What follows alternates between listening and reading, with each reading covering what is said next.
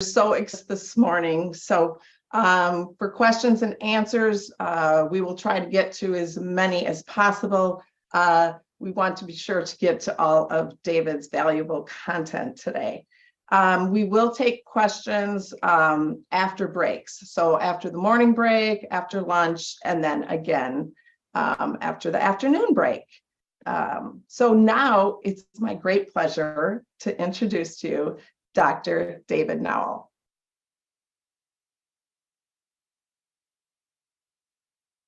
Welcome, David. Thank you. Sorry about the pause. That's okay. So let's see how my slides look, shall we? Yes. You can tell me if we're seeing the view the way I intended. Looks great. Oh man, we're in business. Welcome everyone. 2 or 3 weeks ago, you signed up for the webinar and it seemed like a good idea at the time. And now there are 2 or 3 people who need you. There are 3 or 4 other places you need to be. Whatever reason, we all went ahead and decided to be here together. So let me ask you to complete the transition from getting here to being here, and just agree in your body that we're going to be here until 4 p.m. Central Time to think about attention deficit hyperactivity disorder, the ways in which strategies and interventions support our clients and actually even change brain functions in ways that they choose or they collaborate to choose with us to support long-term executive functioning and success. Let me ask you to reconnect with whatever it was that caused you to sign up for the webinar in the first place. It is 8 o'clock Central Time and we're starting on time. We're going to end at 4 p.m. Central Time, not because the fun will be over. We'll just be getting started. I promise you that. It sounds like a long day, but it's going to go by really fast. We're going to take a break at 10 a.m. Central Time for 15 minutes.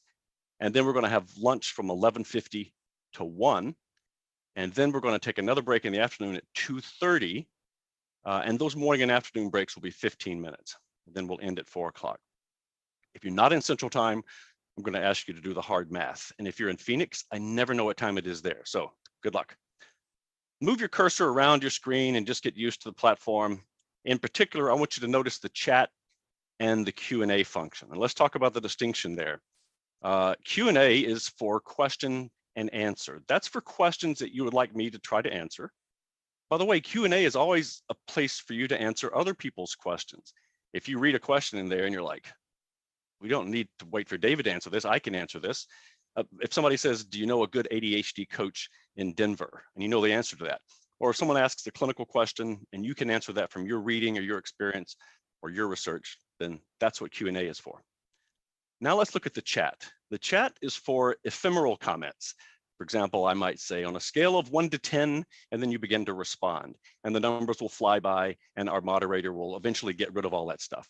So if you put a question for me in the Q&A, it just flies by like a balloon released at a wedding, and I'll never see it. So make sure you put questions in the Q&A. So let's experiment with that. Move your cursor to the chat function, and just let me know where you are in real life. Not your IPS, but where you are in real life. In the chat box, where are you located? Atlanta, New Jersey, Connecticut, somebody from UK. What time is it there? Is anybody on the West Coast? Because if so, I'm going to whisper because it's so early. Peoria, North Central Pennsylvania. Does that mean New Jersey? Saskatchewan, Idaho, Michigan, Chicago, England, Annapolis, Weston, Mass. Good morning. Hinesville. All right. So that's how we're going to use chat, just literally for chat, and it's going to fly by. And the one from Idaho is already buried under 50 others. So there you go. Now we're fully informed. Let's talk about the day. Here's what we're going to do in the limited time we have. By the way, I'm David Nowell. I'm a neuropsychologist. My practice is in Northborough, which is west of 495, Central Massachusetts. I do some adjunct teaching at Clark University with the graduate neuropsychology students. Clark is famous for bringing Sigmund Freud to the US for the first time. You're welcome. I do some clinical work at the med school here in Worcester. The only state medical school in the state is right here. And there's my social media. So the point is, I hope we start a relationship that doesn't end today at 4 p.m. Central. I hope that even 2 weeks or 6 months from now, you reach out to me and tell me something you're reading or some way you've tweaked or adapted something we did today. We will communicate in the chat box and in the Q&A box. And even after the webinar is over, hope I still have a relationship with you. I'm looking at the Q&A, and I see that some of you put answer to the question, where are you from, in the Q&A.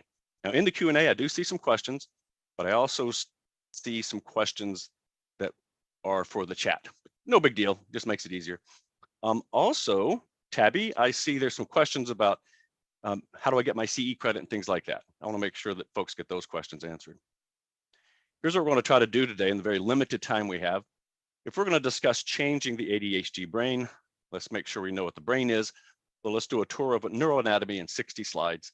I will assume if you're here today, you don't need ADHD 101. So we're going to do a graduate level discussion of attention deficit hyperactivity disorder, ADHD 301, answer any lingering questions before we move on to discuss treatment. Now, as you can tell from the title of the webinar today, we're going to focus on non-medical interventions. You're going to hear a number of interventions that are squarely within your area of practice and licensure. And you'll hear some interventions that are outside your scope of practice. And I'll ask you to be aware of that and think about your own scope of practice. For example, as a psychologist, there's a lot of basic information I can share with my clients and parents about medication options for ADHD. But at some point in that conversation, I'll need to hand the conversation off to a PA, a physician, a nurse practitioner, someone who's knowledgeable. Same thing regarding supplements. I can answer basic questions about, for example, omega supplementation, but pretty soon I need to hand that off to someone who's qualified to answer those questions. There's a lot of basic information I can share about motor and sensory supports for distracted and inattentive students. But at some point, I'll hand that conversation off to an occupational therapist, specifically an OT who is skillful using motor and sensory strategies to support executive function. You're going to hear a number of interventions today, many of which have solid evidence-based support, and some of them still need more support to know exactly when and how to recommend them. And so as we move through these options today, I'll be honest with you about where we are in the literature supporting these interventions. Now, you're going to hear a bunch of tips and strategies today. Feel free to zone out and play on your phone. However, there are 5 keystone practices for living well with ADHD that I think are fairly mandatory. I'm going to wait until about 2:30 or 2:45 Central Time to share those with you, just to make sure you stay tuned in all day. But I'll give you hints over the course of the day, what I think are the big 5 keystone practices for living well with this kind of brain difference. Over and over today, you're going to see a mnemonic that looks like a Danish ice cream or a heavy metal band because I put umlauts over the vowels to make it look tough. This is a mnemonic to help us remember how to do strategic behavioral inquiry. Strategic behavioral inquiry is a process of supporting metacognition. It's thinking about thinking. Strategic behavioral inquiry assumes that everybody's doing the best they can right now. Let me say that again and see if you believe me. Everybody's doing the best they can. Even that one that you're thinking of right now. With their skill set, with what's being rewarded and punished right now, with what they've seen modeled with their self-efficacy, this is the very best they're able to do right now. So they're engaging in these behaviors, not because they're bad, lazy, splitting, unmotivated. They're engaging in these behaviors either because it's a skills deficit, in which case teach skills, or it's a contingency problem. Something is rewarding this behavior, or something's punishing a better alternative. So our job is to stay curious and compassionate. That means you have to do good self-care, get good sleep, don't overbook yourself, to stay curious and compassionate and ask, if this is really the best my client can offer right now, is this a skills deficit? Is this a contingency problem? So these behavior patterns reveal themselves to us when we're curious, compassionate, free of judgment, blame, theory, even experience, looking at our clients with fresh, dewy eyes. I call it strategic because this is a conversation in which you're going somewhere. You've got an agenda, support metacognition. I call it behavioral because in this conversation, we're not going to settle for terms like unfocused or team pride or Virgo or 6 with a wing in 5. Those are just vague terms that kind of mean something. I'm asking, your client is doing too much of what and not enough of what? Give me things I can measure and count. Strategic behavioral inquiry. This is not teaching metacognition, and I'll share with you today why David should never be around the children and certainly should never be teaching anybody, because the way you run your brain is specific to your culture, your background, your age cohort. It's even specific to how you run your mind-body system. So I don't teach metacognition. I wait until it happens and I say, there, that. How exactly did you do that? So that's what the mnemonic stands for. And that's really all you have to remember. How exactly did you do that? This is not a technically hard process. It's emotionally hard when everything in you will want to ask, why did you do that? We're not going to ask why questions because why is shamey blamey. Why emphasizes the power differential, and why opens the conversation up to psychobabble. If I say, why did you do that? And my client says, because I haven't resolved the electric complex. Boom, what are you going to say to that? It's nonsense. I didn't ask how. I reverse engineered how exactly did you create that outcome that I so want you to replicate again. Strategic behavioral inquiry assumes that behavior follows patterns, recipes. It's the way you breathe, it's something you do with your intercostal muscles. It's the way you picture, it's where you picture. Is it color? Is it movement? How do you talk to yourself? I'm a method actor playing you in a movie. How exactly did you do that? Walk me through the process, step by step. What's interesting is that most of us don't know our processes. And when I ask you today, hey, how did you do that? You'll say, I don't know, I just did it. It's not accurate. It's just that we don't have access to this unless we metacognate on it and really think about it. For example, you have a coworker who pretty reliably shows up 7 minutes late with a lanyard full of unnecessary keys and 2 plastic bags. Hey, oh, sorry, I'm late. The traffic. And because you're polite, you'll say, I know, isn't the traffic bad? But what you're thinking is, how long have you lived here? 2 weeks? So you're not 7 minutes late for every meeting because of the traffic. That's something you say, but it actually keeps you from getting better. If you want to get better, if you want to change that, you kind of need to ask, how exactly do I reliably create this outcome? Something I say, something I feel, something I do with clocks. Now, the first 15 or 16,000 times you do this, I encourage you not to focus on negatives, like how do you show up 7 minutes late, but wait for a positive and then do it. It feels good, it feels curious. For example, you have a 6-year-old daughter who consistently interrupts and blurts out, but today after grocery shopping, after you get in the car and she closes the door, she says, Mommy, did you see that weird guy inside the store? That's a teaching opportunity. This is a chance to support metacognition. This is a chance to do strategic behavioral inquiry. She just did something we've been wanting her to do, something she'll need as an adult, which is to notice things that you don't necessarily comment on right away. How do I know she can do that? Do I have a theory? Nope, she just did it. I'm going to ask her the engineering question. Honey, yes, I did see him. He was heinous. Let me ask you a question. How exactly did you do that? You saw something inside the store that you wanted to share with Mom, but you waited. You held on to it. You sat on it until we were in the car, closed the door, and then you said it.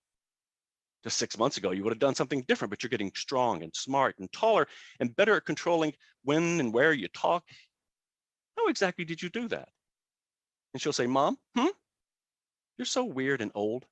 Okay, don't expect glistening metacognition the first 7,000 or 8,000 times you do this. You're doing strategic behavioral inquiry. Number one, to suggest her interior experience is interesting. For some of your students, you may be the only adult who asks follow-up questions and presents as though their interior life was unique and interesting. That's healing. The second reason I'm doing this is to suggest that who's in charge of her hands? She is. Who will eventually be in charge of her mortgage? She is. Her body, her bladder, her. Her mouth, her. I'm just asking an engineering question. I'm introducing her to the culture of self-regulation. How exactly did you do that? If you can't answer it, leave the question hanging in the air. Don't explain how you did it in the 90s. Leave the question in the air. Mom thinks I'm interesting. Mom thinks I'm in control of my mouth. Mom thinks that I did something to, I wonder if it's probably not, but I wonder. Just leave the question in the air, because if you pay attention, 3 or 4 hours later, you'll have a chance to do it again. Her brother will grab a switch out of her hand. She'll pull her fist back to punch him, and then she'll drop her fist. Hey, honey, you almost punched your brother and you didn't. Listen, I've got a kid back at the clinic who always punches her brother. Sometimes you don't. I'd love to know, when you don't punch your brother, how exactly do you do that? Go ahead. Mom, you're so weird and old. Okay, I'm just going to keep, she's 6. She'll be at home with me for another 12 years. I have 12 years to support metacognition, to help her do the things that she'll need to be a healthy, high-functioning adult. Okay, that's what we're going to do today. I'm going to ask you, privately, quietly answer this question for yourself. I will know the webinar has been a success for me if, at the end of the day, what? Just getting your CE credits is not enough. What's going to keep you engaged, glued to your seat at 2 p.m. Central? I hope this content connects with some values, something that's important to you. We are a small group, but each of your lives touches dozens of lives, and those lives touch lives. We could actually impact the communities we serve if we do something as a result of this conversation. I'll tell you some of my agenda. I hope at the end of the day, you no longer need to use words like, he's lazy, she's bad, they're splitting. I hope that you're able to answer difficult client questions, like why would you stimulate somebody who's already hyperactive? And I also hope at the end of the day, you have specific ideas and strategies for particular clients and students that you didn't have when you started the webinar. I'm going to suggest that we could organize the whole day around this one organizing concept. So it's a big idea. First of all, we're going to think of the nervous system as being organized top down and bottom up. When I say top down, I mean from your head, from your brain, down your spinal cord to your toes, top down. When I say bottom up, I mean the sensory systems, proprioception, vestibular input, tongue, ears, eyes, all the way up into your brain, top down, bottom up. It's happening all the time. And we're going to organize treatment around top down. Top down treatment is teaching skills. Bottom up treatment is anything you do to make it easier for your client to do the thing. Top down, bottom up treatment. My number one takeaway for bottom up supports is those big 5 keystone practices that I'll be sharing with you later today. And then my number one takeaway in terms of top down supports, skills training support, is this strategy for supporting metacognition. Hey, you did the thing. How exactly did you do that? P.S. Replicate that. But that's my agenda. I'm going to ask you, how will you know the webinar has been worth your time at the end of the day? I will ask that you roll your sleeves up and engage with the content. You can use this content tomorrow, but you do need to engage with it today. That means make notes. That means, look at your PDF for the handout if you haven't already. It means think about the exceptions. It also means think about particular clients, families, students that you're serving now. Okay, let's jump in and do our first item of business, a tour of neuroanatomy in 60 slides. The smallest unit of the human nervous system is the neuron, and unique to this cell is a structure that looks like a string of sausages, and that's the axon. And that's how neurons communicate with each other. The signal travels down to the very end of the axon and then is transmitted to the dendrite of the next cell, and so on and so on. But check it out. The cells don't actually touch. Neurons don't actually touch. There's a little gap between the two cells. If these cells don't actually touch, who can tell me in the chat box how that signal is communicated? If the cells don't touch, how is that signal communicated?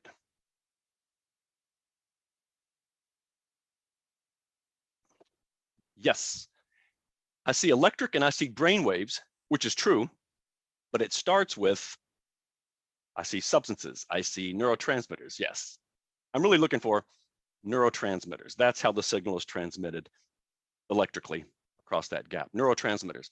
And in mental health, we're interested in neurotransmitters like GABA. So GABA is the target neurotransmitter for gabapentin and pregabalin, which is Lyrica. It's the target neurotransmitter for alcohol, Xanax, chamomile tea. So think about the phenomenology of GABA. We're also interested in serotonin, which is the target neurotransmitter for Prozac, Zoloft, and Remeron.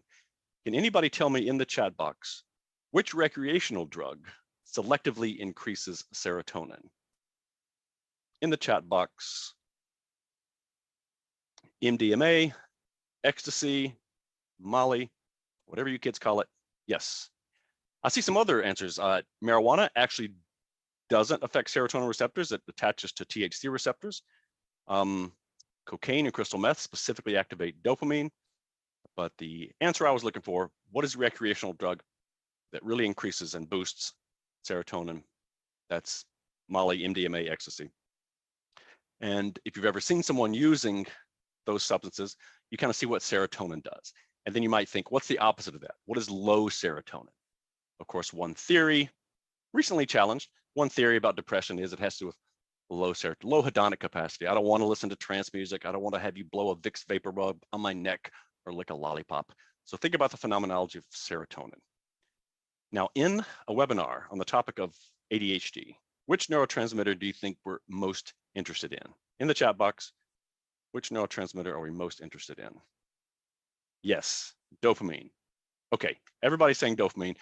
How did you come up with dopamine? When I said webinar about ADHD, how did Alessandra, the drug was Molly, MDMA, ecstasy. How did you think of dopamine when I said ADHD? Sensory seeking, reward signals, executive functioning, pleasure principle. Lauren, pleasure principle. I like that, but I want to be specific because oxytocin is so pleasurable, right? When you have a nice hug with somebody you love right now, that's oxytocin. Petting a cat, hugging a dog, that's oxytocin. Serotonin, when you wake up in the morning with just enough serotonin to feel like the world is okay and life is worth living, that's pleasure. Dopamine is a very specific pleasure. It's booyah, it's gritting your teeth, it's ticking off, it's getting a good parking spot. It's a very specific kind of pleasure. Okay, yes, so we're interested in dopamine in a workshop about ADHD. This is the chemical structure of dopamine. Raise your hand if you care. Me either. I'm a psychologist. I don't care so much about the chemistry. I care about the phenomenology. I want my clients with ADHD to know what dopamine feels like in their body. And here's why. When my clients with ADHD are engaged in activities that are dopaminergic, activities that increase dopamine, things like video games, things like snowboarding, they're unstoppable, they're hyper-focused, they're effective, it's easy for them to perform at their very best. I want my clients to know what activities and relationships and courses and jobs are associated with that kind of reward. The very best thing I can offer my clients is to help them figure out what sets them on fire, and then encourage them to get out their calendar and set themselves on fire every day. Because when my clients with ADHD are involved in dopaminergic activities, they're effective, they benefit, everybody around them benefits.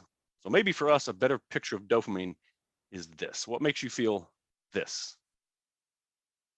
It is pleasure, but it's a very specific kind of booyah, yes. Now, to understand the human brain, everything that's wonderful about it, everything that's quirky about it, I think it's helpful to remember that for the vast majority of human experience, we lived as hunter-gatherers. For over 90% of human history, we lived in tribes of 30 and 40 people, and we got really effective at thinking about the next threat and the next meal. That's what we're good at. We've only been farming in the Middle East for 9,000 years, about 4,000 years in the Americas. We've only been reading for about 3,000 years. Most of the planet was not literate until the last century. We've only been working in cubicles for about 80 years. I mean, we can do this, but we're not wired for this. What we are is a hunter-gatherer. That's the kind of brain we have. So think how maladaptive it would be if you lived in a big city, and as you walked down the street, you recognized and picked up on and co-experienced other people's emotional functioning. But think, if you lived in a tribe of 30 or 40 people, how adaptive it would be to be able to read other people's, as you're cooperating, as you're working together on projects, to be able to read affect on other people's expressions. So that's why yawns are contagious. You have a chunk of your brain that is literally devoted to mirroring other people's emotional experience. We can read a human face like a library book at closing time and co-experience those emotions as they flit across the human face. Many animals are capable of kindness and collaboration, but humans are what Dr. Jonathan Haidt calls the giraffes of altruism. We are a cartoonish example of a species that is wired to collaborate. We actually take dopaminergic pleasure, it being helpful and kind to people in our tribe, and horrible and violent to people outside of our tribe. Friendster and Multiply are examples of social media that aren't around anymore because they weren't sufficiently addictive. Facebook is still around after all these years because it gives the hunter-gatherer brain what we want. We want to know that people in our tribe like us. The best part of Facebook isn't the content, The rewarding part of Facebook is that little red number. And we come back to it over and over, like a gazelle coming to a clear pool of water in the forest. Lick, lick, Facebook. For most of human history, our ancestors could go for days without access to calories.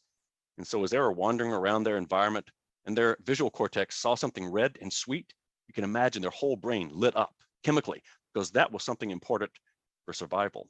We've had nonstop access to cheap sugar since World War II, but we're not wired for nonstop access to cheap sugar. We're wired to respond to red, sweet things as though they were important for survival. So I'm suggesting that dopamine isn't wise. In fact, dopamine is not moral. Dopamine doesn't care if you rob the bank successfully, yes, or assistant manage it successfully, yes. Dopamine just wants to do the thing, move on to the next thing. Dopamine can be hijacked and tricked. Dopamine can make us respond to things as though they were important for survival when they're not, like red, sweet things. You should see me when I find a $20 bill on the sidewalk. My whole brain lights up. A $20 bill isn't real. It's a social fiction. But my brain responds to it as though it were real.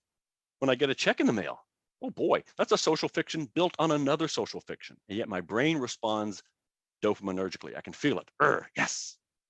If you've ever seen a child get to the next level of a video game and they shake and tremble, that's proof positive that video games are dopaminergic.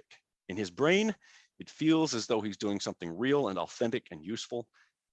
He feels as though he's dragging a juicy elk back to the tribe and we're going to feast for days. Now, at this point in the webinar, somebody will say, I'm not even on social media. I don't play video games because I'm an adult. So let's talk about all the ways in which dopamine can get hijacked and hacked with adults. For example, physical therapist sits down to catch up on their treatment notes, which is boring, and their brain tells them, we need to empty the recycle bin, la, la, la. And especially if it makes a little sound like whoosh, it's very rewarding. Emptying the recycle bin is basically Fortnite for adults. This feels like you're doing something, you're not doing something. You're going to get rid of this laptop with gigs and gigs of extra space.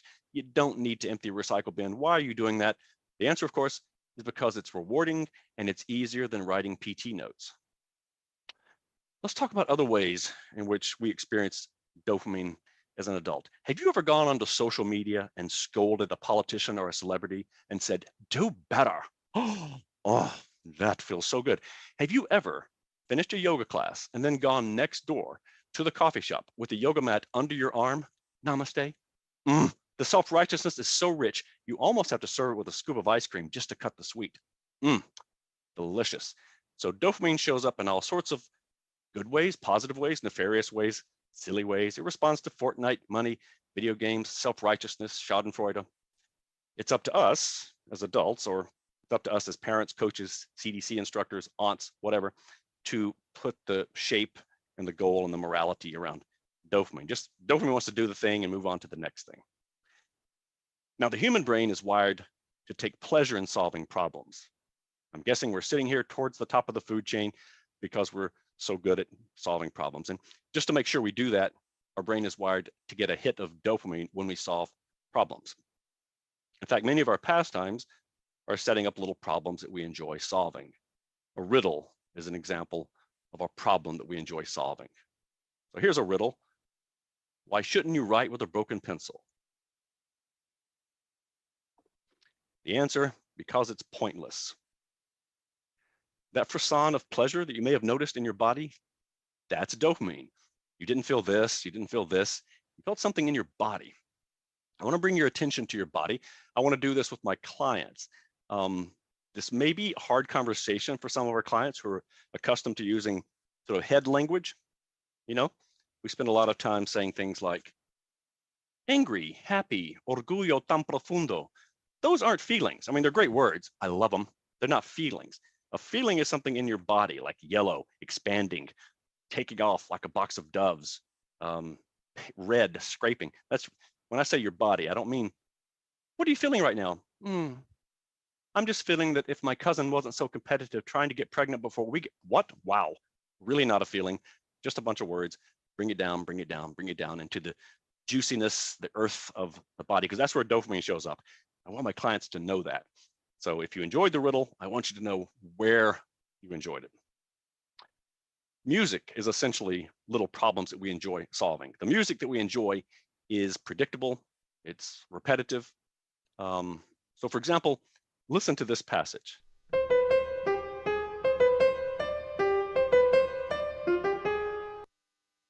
Can't you just feel your brain predicting what's going to happen next? That's exactly what I thought it was going to do. And that's why we love it.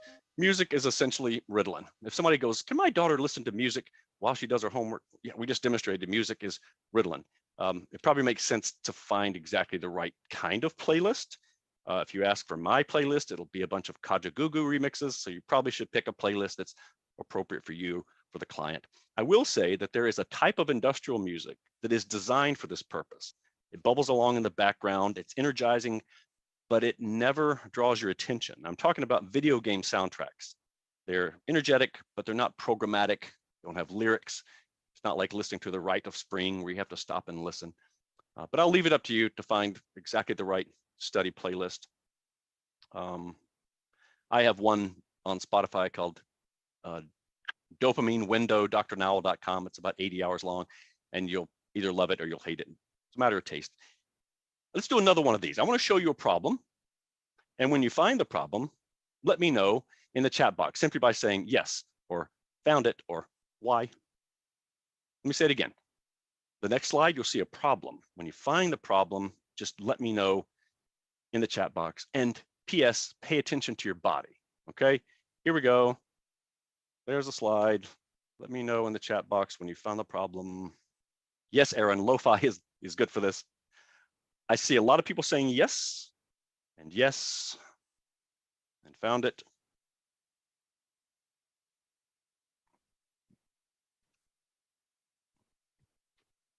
And found it.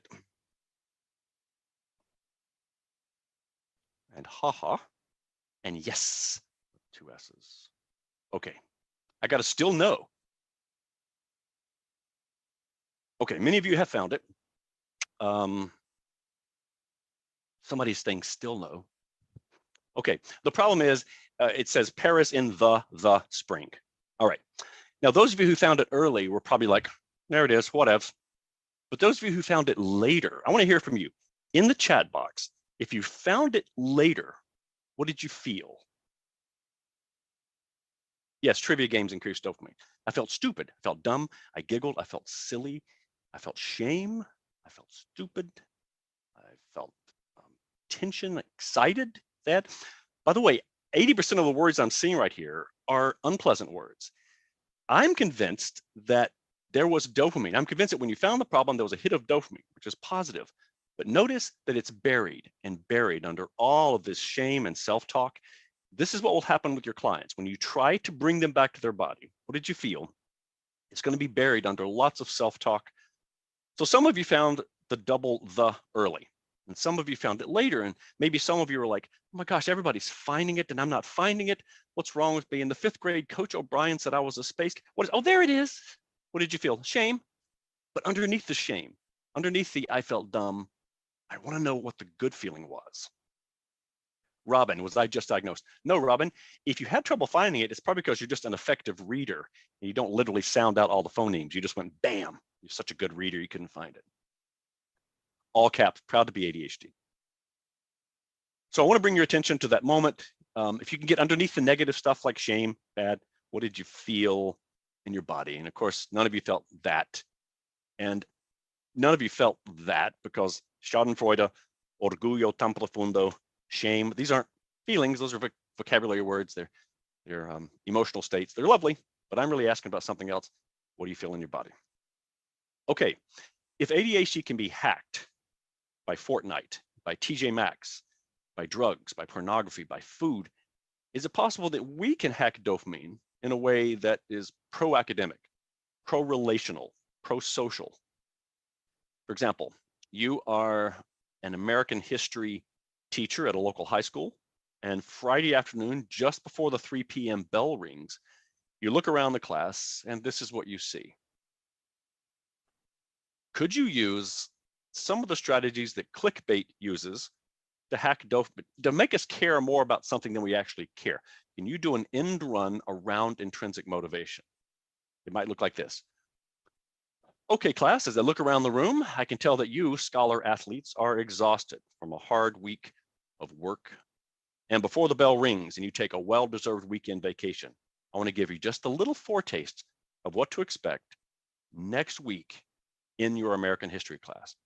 When we return next week from our weekend break, we're going to consider the question, Abe Lincoln, was he or wasn't he? Next week, right here in your US history class, we're going to review 5 things they don't teach you about Medgar Evers. The third one made me cry. Next week, we're going to review the proposed 49th state of the United States that never happened. It was going to be called Absaroka. Where was it going to be and why didn't it happen? Okay, see you Monday. Aren't you kind of thinking, can we have a Saturday class or can we stay late? Nope, we cannot stay late. Obviously need to go home, but I'll see you on Monday with your appetite whetted for US history. Another way to do an end run around intrinsic motivation with reading is called the SQ3R approach. So your daughter comes home tonight after a full day of school and lacrosse practice. By the time she has dinner, it's about 6:30 p.m. Now she needs to read 80 pages in her history book about Turkey and Anatolia. She's tired, she doesn't care. Instead of slogging through the material, you might recommend the SQ3R approach. It starts with a quick survey of the content. I'm talking 30 to 60 seconds.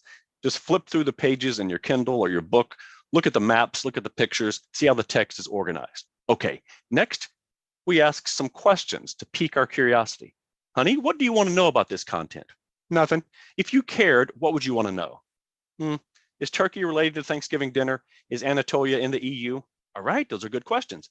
Let's see if we can answer them. Now, the way you read in this model is not to read 20 pages and realize you've been distracted. In this model, you read a paragraph, put your finger on the page, look up and recite or summarize what you just read. And then look back, read a paragraph and recite, read, recite. If at some point you realize you've been spaced out for an entire paragraph, no problem, read the paragraph again, recite, keep working. When you get to the end of your content, you don't slam the book shut because notice we have one more R, and that is to spend another 30 to 60 seconds reviewing the content. At that point, the maps will make sense. The picture of a big brown coin will make sense. And now you're done. We're doing a tour of neuroanatomy, and we have been focused on a neurotransmitter. In the chat box, which neurotransmitter have we been focused on? Dopamine. Yes. So now let's look at some actual structures of the brain. Let's start with the lobes of the brain. If you do an autopsy of a human brain, it won't be color-coded like this, but these are histologically distinct clusters of tissue. They respond to different neurotransmitters and they perform different tasks. In a workshop about ADHD, which of these lobes do you think we're most interested in? In the chat box, which of these lobes do you think we're interested in? A bunch of you are saying frontal, and that's what I'm thinking. How does frontal come to mind? How did you say frontal? Decisions, executive processing, executive functions. All right. Thank you. Do you notice how I'm twisting myself into knots to avoid asking you why questions? Like, I didn't say, why did you say dopamine? I'm trying to model, always ask how questions. I said, which lobe? And you said, frontal. How did you come up with that? Okay, you're right. It's all about executive functioning. Now, the big mustard colored lobe, that's the frontal lobe. Just in front of the occipital lobe is this strip that's called the motor strip. And many animals, even very simple animals, have this part of the frontal lobe. In front of the motor strip is the premotor cortex. And any sophisticated animal that can pick a berry from a bush has premotor cortex. Everything in front of that is a prefrontal cortex. About 7% of a dog's brain is prefrontal cortex. 25% of your brain is prefrontal cortex. This is important because the brain uses more glucose than any other organ by weight. And until very recently, humans didn't have nonstop access to glucose. Our ancestors were walking around in a glucose-poor environment with this brain that just sucks up the glucose. It's not very efficient. It makes me think, again, that one of the reasons we're sitting here towards the top of the food chain is because we have this big, hilarious prefrontal cortex just labbing out there, about to fall off the front of the brain. That's where we inhibit. That's where we sequence. That's where we put things together. You know, you'll often hear metaphors for executive functioning, so I want to share one with you. This metaphor is a subtest from the NEPSI. The NEPSI is a battery of neuropsychological tasks for children. I have asked a 6-year-old to take her pencil, start at the car as quickly as she can without picking up her pencil, get to the finish line. So your score is your time to completion. It's how many times you break the rule by picking up the pencil, and then it's how many times you go outside the lines. So let's score her performance. Okay, she goes outside the line here for several boxes and then self-corrects. Here she goes outside the line, self-corrects quickly. Here she almost goes outside the line, but doesn't. That's not an error. Now, by the time she's 9 or 10, she'll be so good at this that she almost won't make mistakes. And in fact, I don't have norms for this task for children over the age of 12, because as your executive function tightens up, you simply don't make mistakes on this task. But I want to suggest that this is a metaphor for teenagers, adults, and all of us. All of us have to perform tasks with some expectations around time limits and following some rules of the medical staff or the HOA. For example, this is you at about 11:45 Central Time when you realize that lunch is coming up, but you're watching the webinar with some coworkers and you quietly say to yourself, I'm not going to let these bozos pull me off my Whole30 or paleo or whatever I'm doing this week. I'm going to stick with the plan. And this is you 5 minutes later when your friends say, you want to go to Wendy's? And your mouth is like, yes, who am I? And this is you in the car as you drive to Wendy's and you're like, you know what? You can totally do paleo at Wendy's. You take the meat off the bun, you get a Diet Coke, done. And this is you several minutes later when the bored teenager says, do you want to make it a combo? And you're like, yes. But check this out. This is almost a mistake, but not. You did not actually, you almost made a mistake. This is when you and I were chatting before the workshop today, remember? And you almost said, David, you know who you look like? You look like the guy from the TV show Lost. Not the handsome doctor, the psychotic guy, Ben. You thought that in your head, but you didn't say it because you rotated the room in space and you said, how might I feel if somebody said I looked like Ben from the TV show Lost? And so you didn't say it. You thought it, but you didn't say it. Not a scoreable error. It is now 8:42 Central Time, and I've already thought about 6 or 7 things that would get me arrested. The difference is I didn't do them.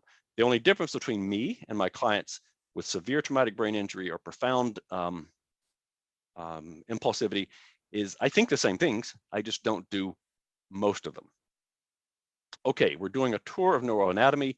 In addition to lobes of the brain, I think it can be important for us to look at some subcortical structures. So let's get in there and let's look at some subcortical structures deep within the brain.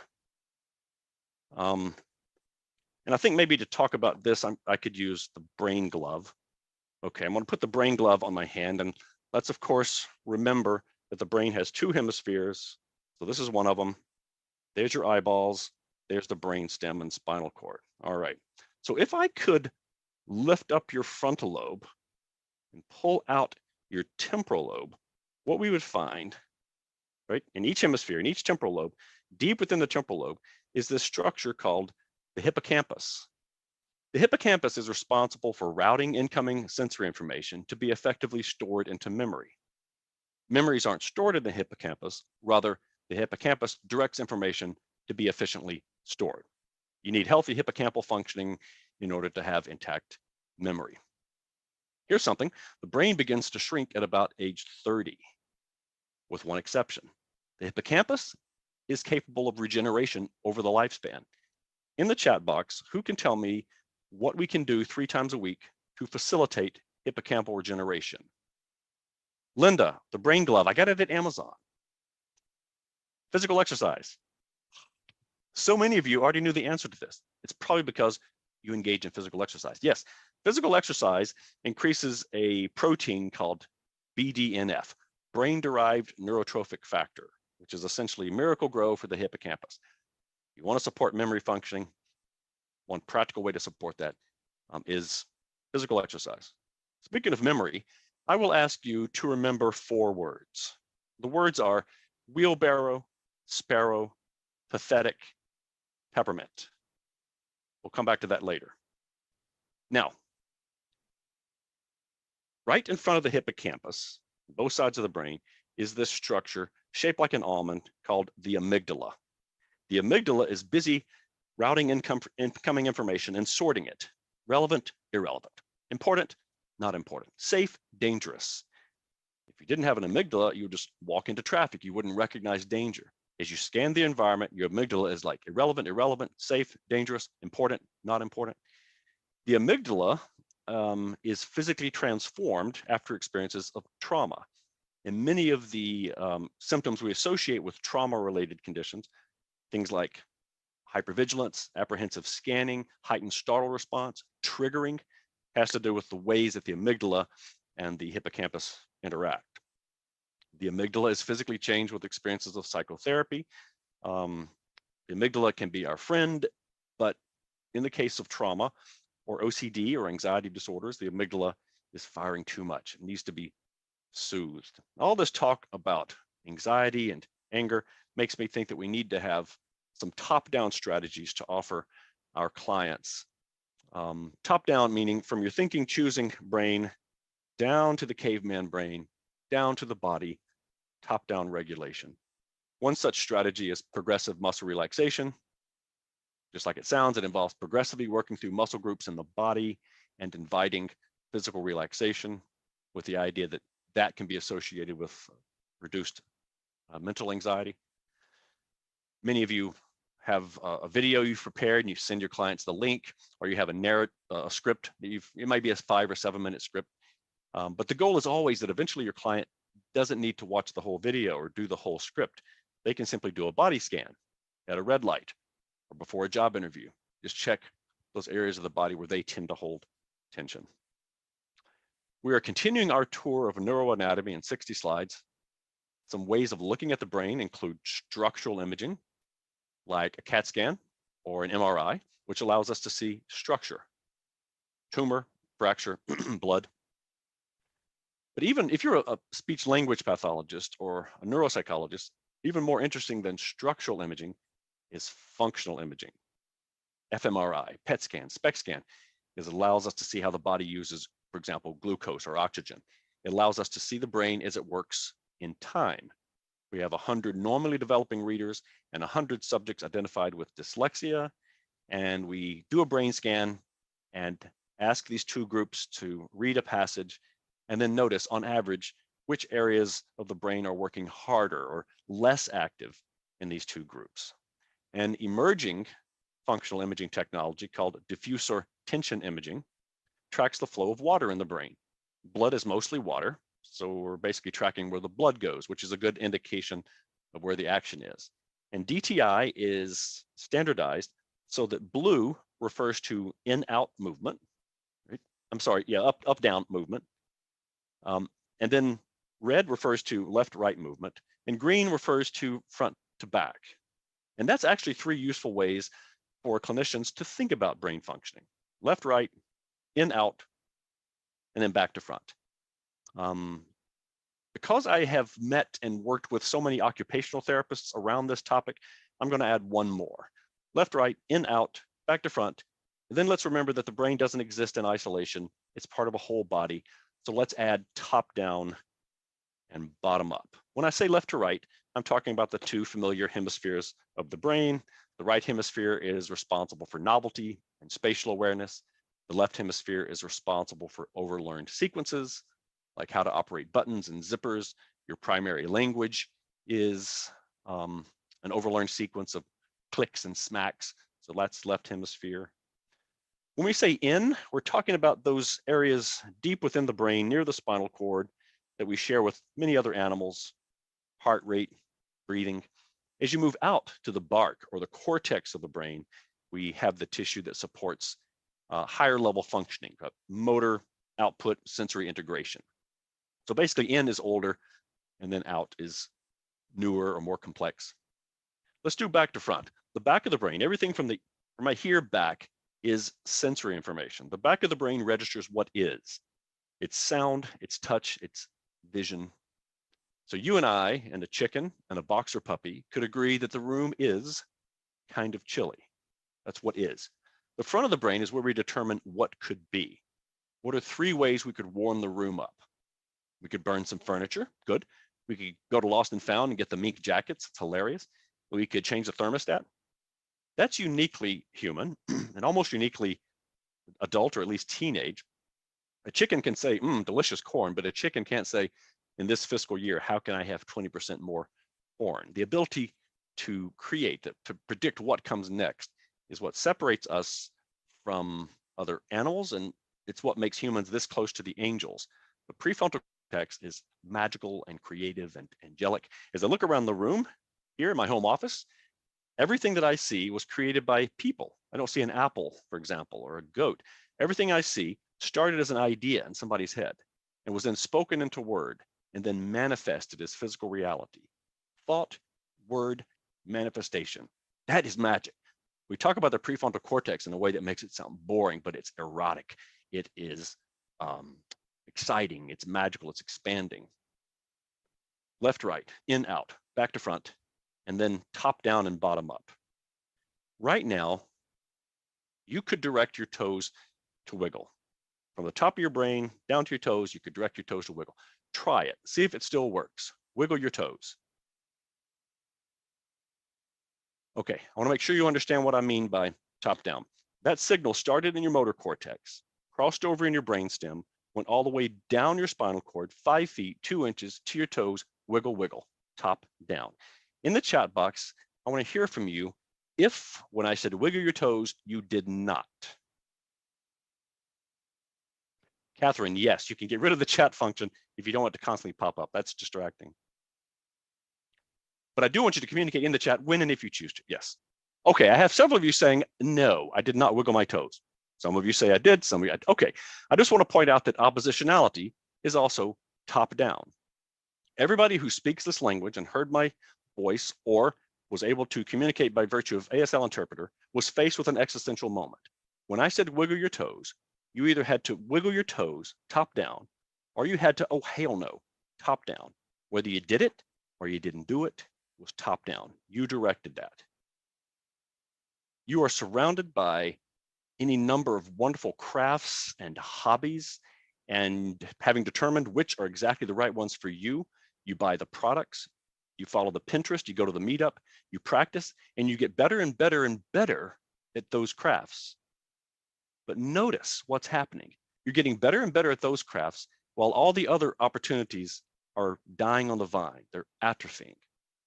If you live in a reasonably large city, you're surrounded by any number of wonderful, huggly, snuggly, kissable people. Which will you select for yourself, forsaking all others, giving all of your romantic and emotional energy to this one person? And if you say, David, I don't have to choose. I'm in an open relationship. Really? You have 75 partners? No, just 4. Just 4? How did you narrow it down? Because people are appealing in different ways. Tall people are attractive in ways that are different from compact people. And when you sniff people's head, it's yummy and sexy in different ways. And people make me feel good about myself in different ways. How did you narrow it down to 4 or 2 or 1? During the summer, when you go to the ice cream shop and the bored teenager says, can I help you? You're faced with this existential moment, because by saying yes to the coconut, you have said to the raspberry, I divorce thee, I divorce thee, I divorce thee. I will get more and more experience of coconut to the exclusion of lemon and chocolate and mandarin and cassis, whatever that is. What you pay attention to expands. Can you tell what I'm feeling right now? No. I think of nothing but murder all day long. I'm essentially a walking flesh sack of social comparison and regret and self-recrimination and judgment. But on the outside, I'm all, hello, Red Sox, Patriots, the weather, am I right? Inside, rage, rage, rage. Now, I didn't start like this when I was quite young. I raged and whipped things across the room, and people said, maybe it's bipolar disorder. And they said, he's too. I've gotten better. I probably haven't raged now in, what's today? It's been a minute. And that's number one, I'm Southern. You'll never know what I'm thinking. And number two, I'm an adult. I've practiced it. I've gotten better over the years.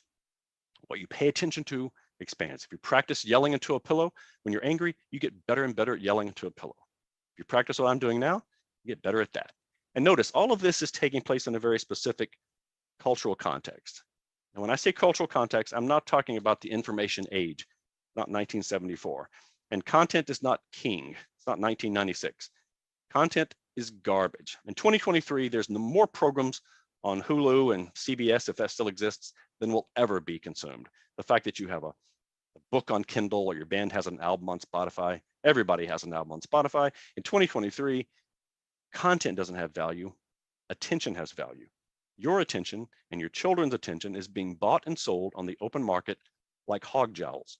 So the cultural context in which all of this is taking place is the attention industrial complex.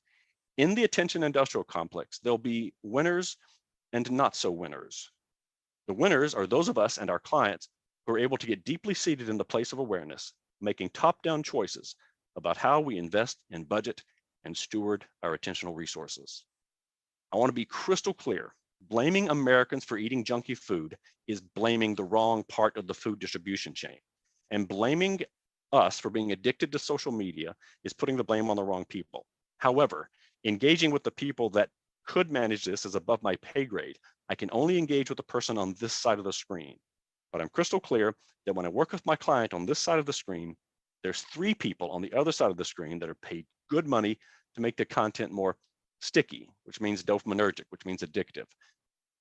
However, I'm not a content engineer. I'm not engaged at that level. I'm working with human beings who exist in the attention industrial complex. I just want to be crystal clear. If you're addicted to, Fortnite, it's not because you have a problem. It's because it is addictive. I can simply help my client make choices, or at least think about these choices. I could text you randomly over the course of the day, and I could say, "Hey, right now, are you having fun?" And you'd go, "Yes" or "No." Follow-up question: this thing you're doing right now, is it important? And you'd say yes or no, which means your entire day falls into one of these 4 quadrants. You're doing something fun and important, or you're doing something super fun, but not so important. Or maybe you're doing something that's really important, but not fun. And heaven forbid, I would catch you doing something that's neither fun nor important. So that's the red quadrant, which means no, it means stop. Let's don't do things that are neither fun nor important. Okay, which of these 4 quadrants do you think are challenging for my clients with ADHD? In the chat box, which of these quadrants are the most challenging for my clients with ADHD?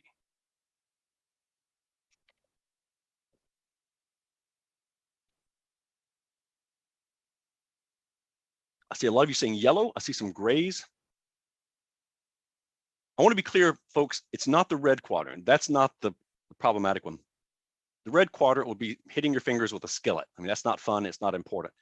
Some of you may find that you're serving, for example, you're on the West Boylston Historical Society every Monday night at 7 o'clock. And if I said, "Is that fun?" You're like, "No." Is it important? Not really.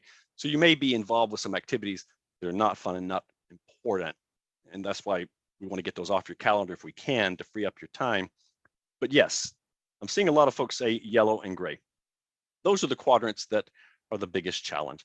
So gray is like, it's like a rainy Sunday afternoon. You didn't get everything done over the weekend. It's kind of gloomy.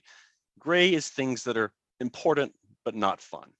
In the chat box, what are some activities in your life that are super important, but not fun? Chores, homework assignment, notes, billing, laundry.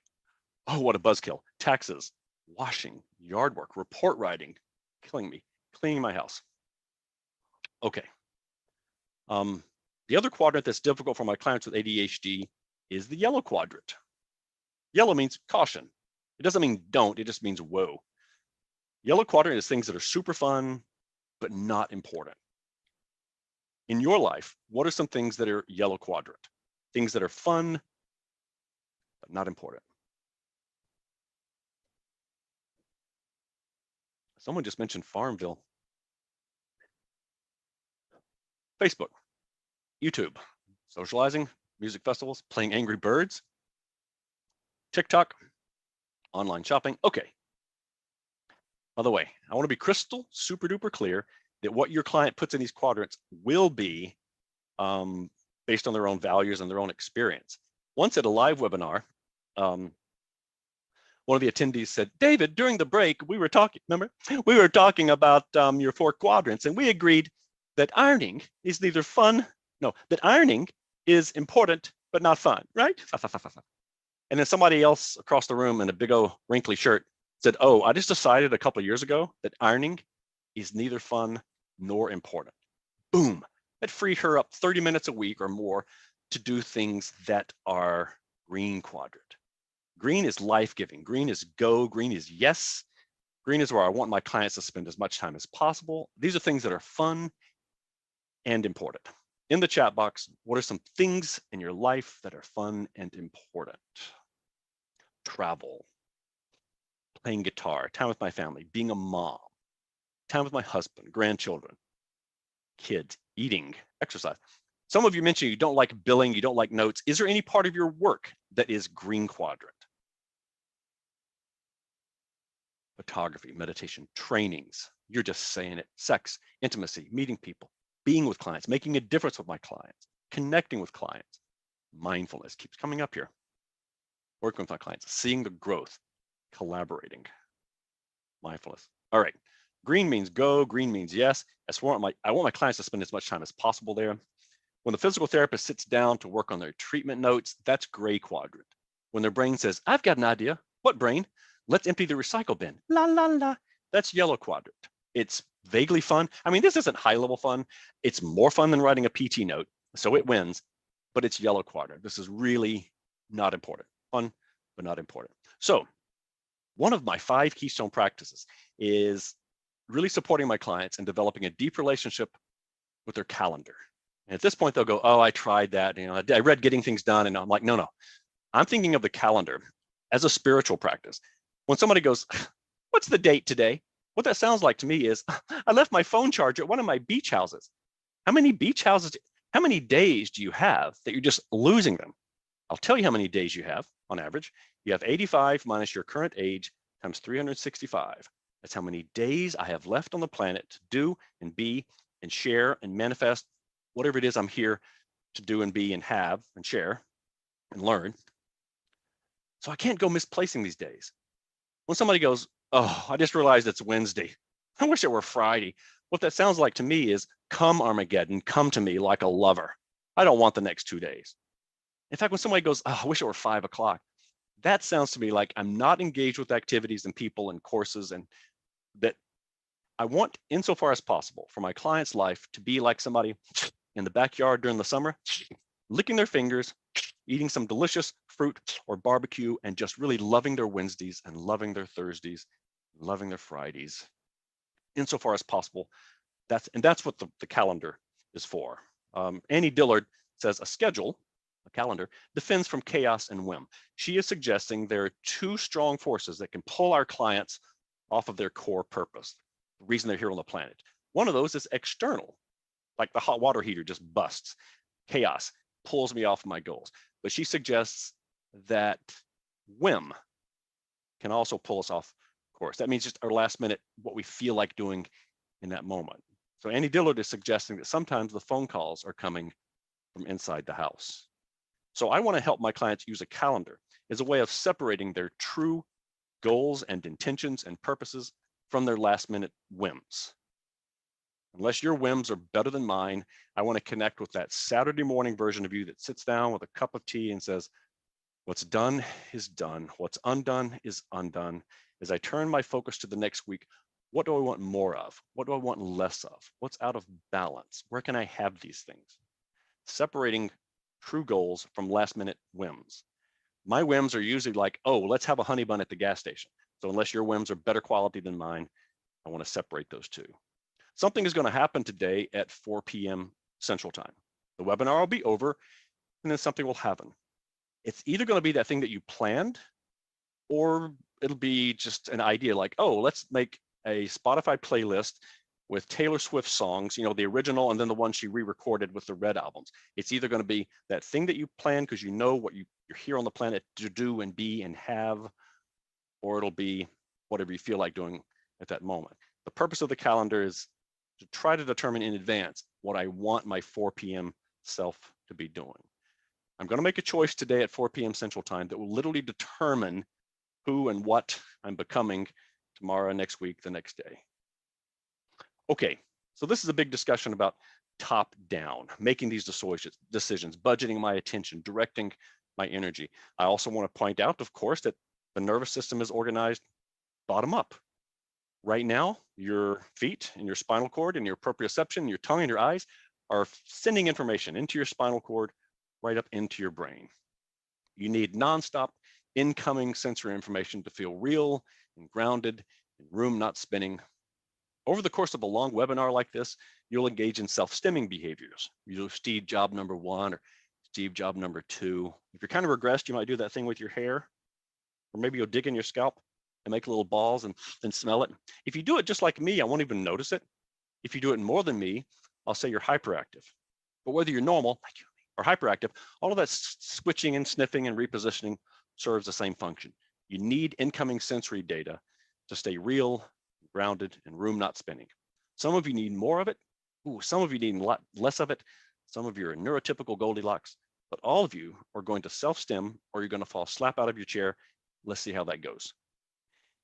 If a spider crawls across your left foot during the webinar today, you'll notice it. You might not have noticed your left foot for 2 hours, but if a bug crawls across your foot, it'll be incoming sensory data and you'll notice it. You'll do something about it, and then you'll stop thinking about your foot or your shoulder or your right hip or the sounds around you or the secondary sounds around you. Blissfully, your brain is screening out 99% of incoming sensory data, so you can simply determine top down what you're going to focus on in the moment. Everybody knows that tags in t-shirts don't hurt, right? Unless they do, unless you're wired differently and your sensory gate is wide open and you're being flooded and bombarded with sensory information that everybody else is screening out. It's just too much.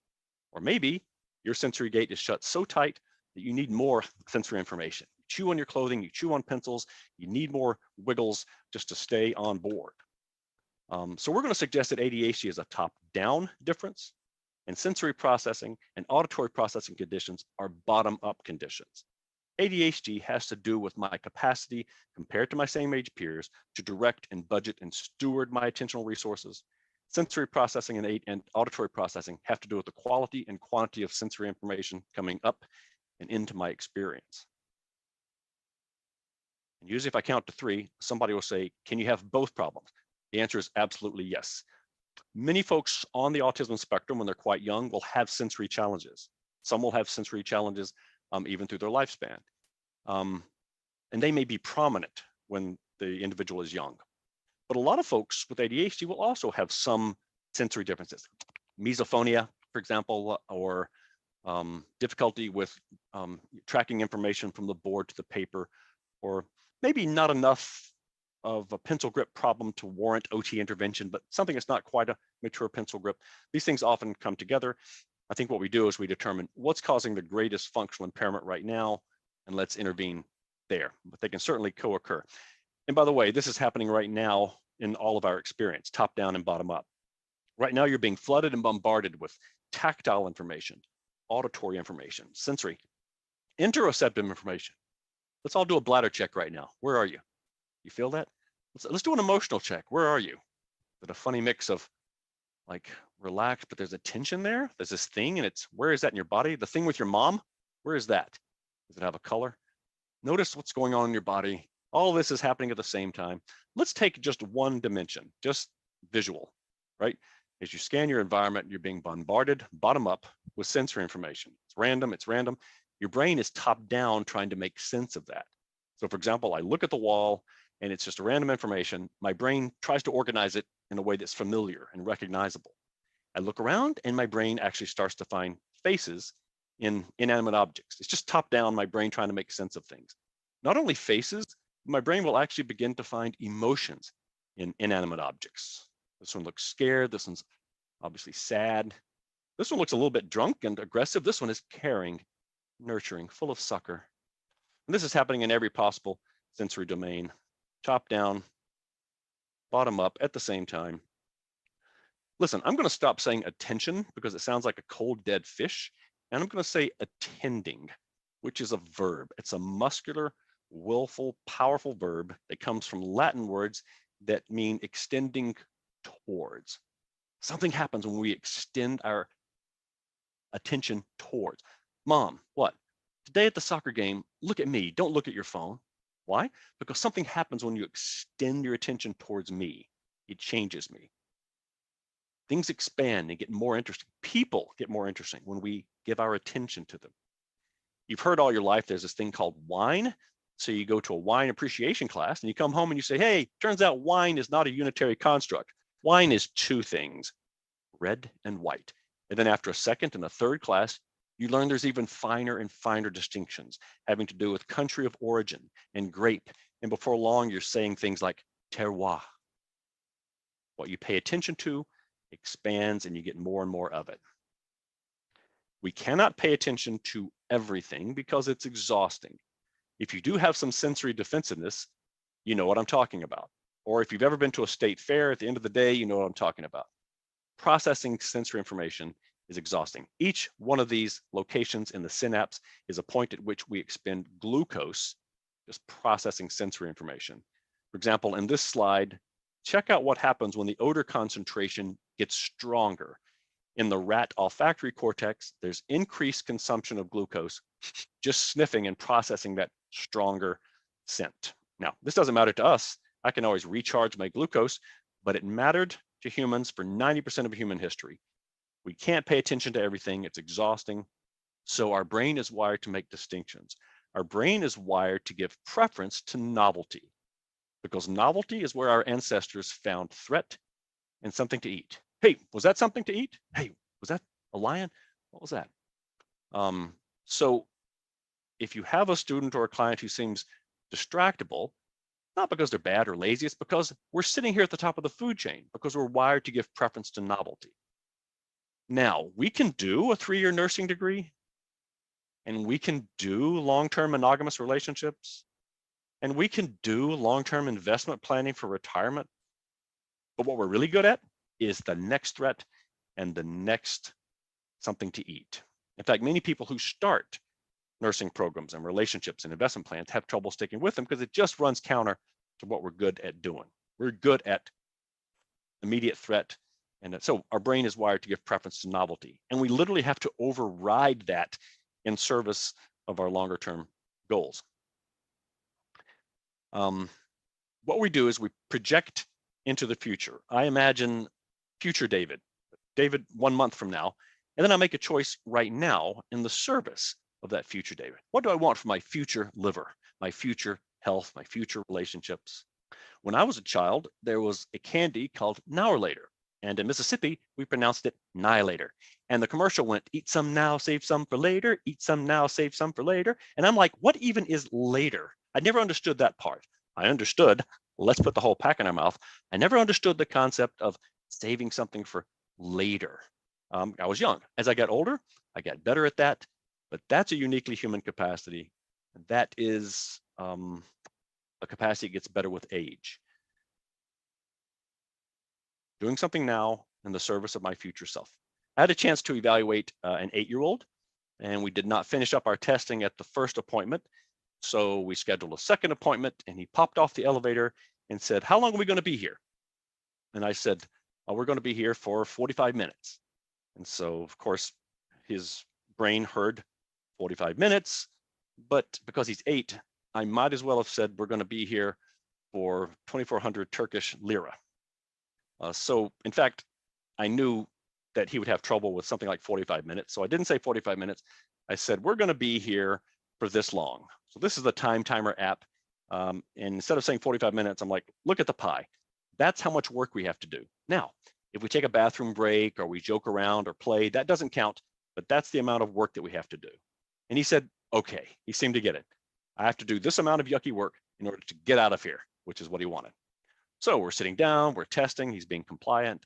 And then his brain notices that there's a lever on my testing table, which makes the table hilariously go up and down and up and down. He also noticed that if you take a pencil and you put it on your philtrum, which is right above your upper lip, and then you wiggle it, it makes the pencil go back and forth. And if you lick the pencil and let it dry, you can then sniff the dried saliva as you wiggle it. And that was, again, this isn't high level fun, but it was better than what I had planned for him. Now, playing with a pencil and playing with the table doesn't count towards that chunk of work that he needed to do. But doing the work with me was gray quadrant. It was important to the adults, but wasn't fun for him. Making the table go up and down was hilarious, or at least better than the neuropsychological testing, but it didn't really count towards getting out of here. So it wasn't really important to him. What he wants is to get out of here. So in every single moment in my office for an entire 45 minutes, he has to ask, do I do the yucky thing that gets me out of here 45 minutes from now? Or do I do the fun thing that's fun now? Let me remind you, your brain is wired for novelty. Your brain is not wired for these longer term goals, and especially if you're 8, especially if you have features of ADHD. So I'm asking him to project into the future. In order to get something 45 minutes from now, you need to do something now. He struggled with that. And we as humans struggle with 3-year nursing programs, long-term commitments, and not buying a large screen TV now so that I can buy tuna fish when I'm 65. We're not wired for that. We're wired for novelty. At this point, my voice has become familiar to you, and it's no longer a novelty. So you're going to start to give preference to novelty. For example, if you see something in a slide that's unusual and curious, you may find it hard to focus on my voice because you're thinking, where is this and where can I buy 5? And if you're in a group with other people right now and somebody behind you starts opening a piece of candy really slowly with that crinkly sound, you may find it hard to focus on my familiar voice because your brain is wired to give preference to novelty. Not because you're bad or distractible or lazy. You're sitting here at the top of the food chain because your brain wants to pay attention to that. Because again, we cannot pay attention to everything. It's impossible. Oh, check it out. Here is a stock photo image of humans doing something that is neurologically impossible. In this image, we see people being present to each other and being present to their device. In fact, we know those screens are not on. These models are looking at a blank screen because this is neurologically impossible. And again, in this image, leaning in close. He's like, I like my device and I like you. And she's like, why am I Jamie Lee Curtis? In real life, you're either present with me or you're present with your device. You can't do both at the same time. It is neurologically impossible because you have to focus on, one, maybe 2 things at the same time. Top down and bottom up. It's happening all the time. And that's why I want to support my clients in using the most neglected button on the keyboard, which is F11. When you're trying to read or write on your laptop, notice the colorful and attractive row of icons at the top and at the bottom of the page. All right, let's just pick one of them. For example, the Google Chrome icon. Why did they design it in this fashion? Why didn't they just make it a gray rectangle? Why did they make it look exactly like a sexy baby lollipop? The answer, of course, is that Google Chrome is free. Its only value, billions and billions of dollars of value, is your attention. It wants your attention, so it's designed to be attractive, sometimes even more attractive than this long New Yorker article. So if I press F11, all of that stuff goes away, and I can simply focus on the thing that I intended to focus on. And I hope you recognize that I'm using F11 as a metaphor. What are the ways in which we can support our clients in pressing F11 on zip code, peer group, media, social media, so they can, at least for a moment, focus top down on their medium term and longer term goals. So baked into the title of the webinar today is this notion of changing a brain. As we move into that conversation, let's start with what we've learned from traumatic brain injury recovery. My clients who are recovering from stroke and TBI recover in one of several ways. There's some cellular healing. Even more important, there's neuroplasticity. You've been getting out of bed for the same way every day for the past 42 years. After a stroke, that strategy doesn't work anymore. By practicing with a physical therapist over and over, a new way of transferring out of bed, you lay down new pathways. Now you're getting out of bed using a new strategy and a new brain pathway. My clients with concussion find that they have trouble tolerating Target or Walmart, but if they use a visor and sunglasses and earbuds, they're able to get in and out of the store and get their shopping done using a strategy. As they consider returning to school or work, they might consult with a vocational rehabilitation specialist to look at the work environment. Notice the light, notice the sound, move the cubicle to a less noisy area. Now, when we think about the ADHD brain, we're not going to focus on cellular healing because this is a neurodevelopmental difference. There's no injury. We're going to focus on the other 3. When my client with ADHD is working with a speech therapist or an ADHD coach to learn new strategies. And they're able to practice these effective strategies over and over. Or if they work with their 504 team, or they work with their supervisor to change the school environment, preferential seating, for example, or sitting you closer to on-task students, or moving your cubicle to a less sociable area.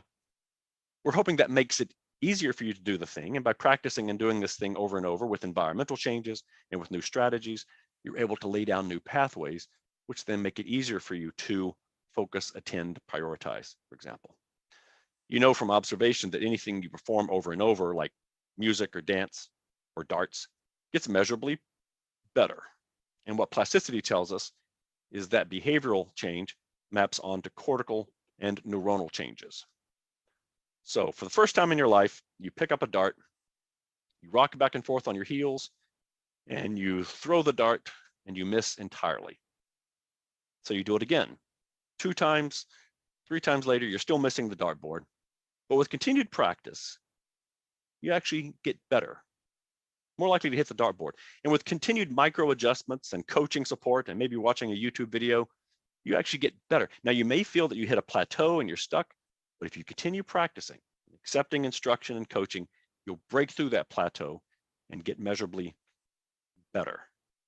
So let's imagine that these are 2 cells just hanging out in your brain. They've never played together before. This one is in your cerebellum. So as you rock back and forth on your heels, that cell fires. This cell is in your visual cortex. So as you look at the dartboard, that cell fires. So the first time you throw a dart, those 2 cells fire together. Because of a chemical relationship called long-term potentiation, it makes it easier for those 2 cells to fire together a second and fourth and fifth time. Now, you can't tell anything is different. It still feels super awkward, but something chemically is happening between these 2 cells.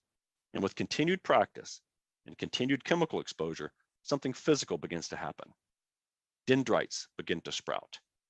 You actually begin to lay down new tissue, physical tissue, which you can see with coarse instruments like an MRI. So let's look in this slide. In this slide, we see at the top, you see that part of the brain that supports fingertip sensation.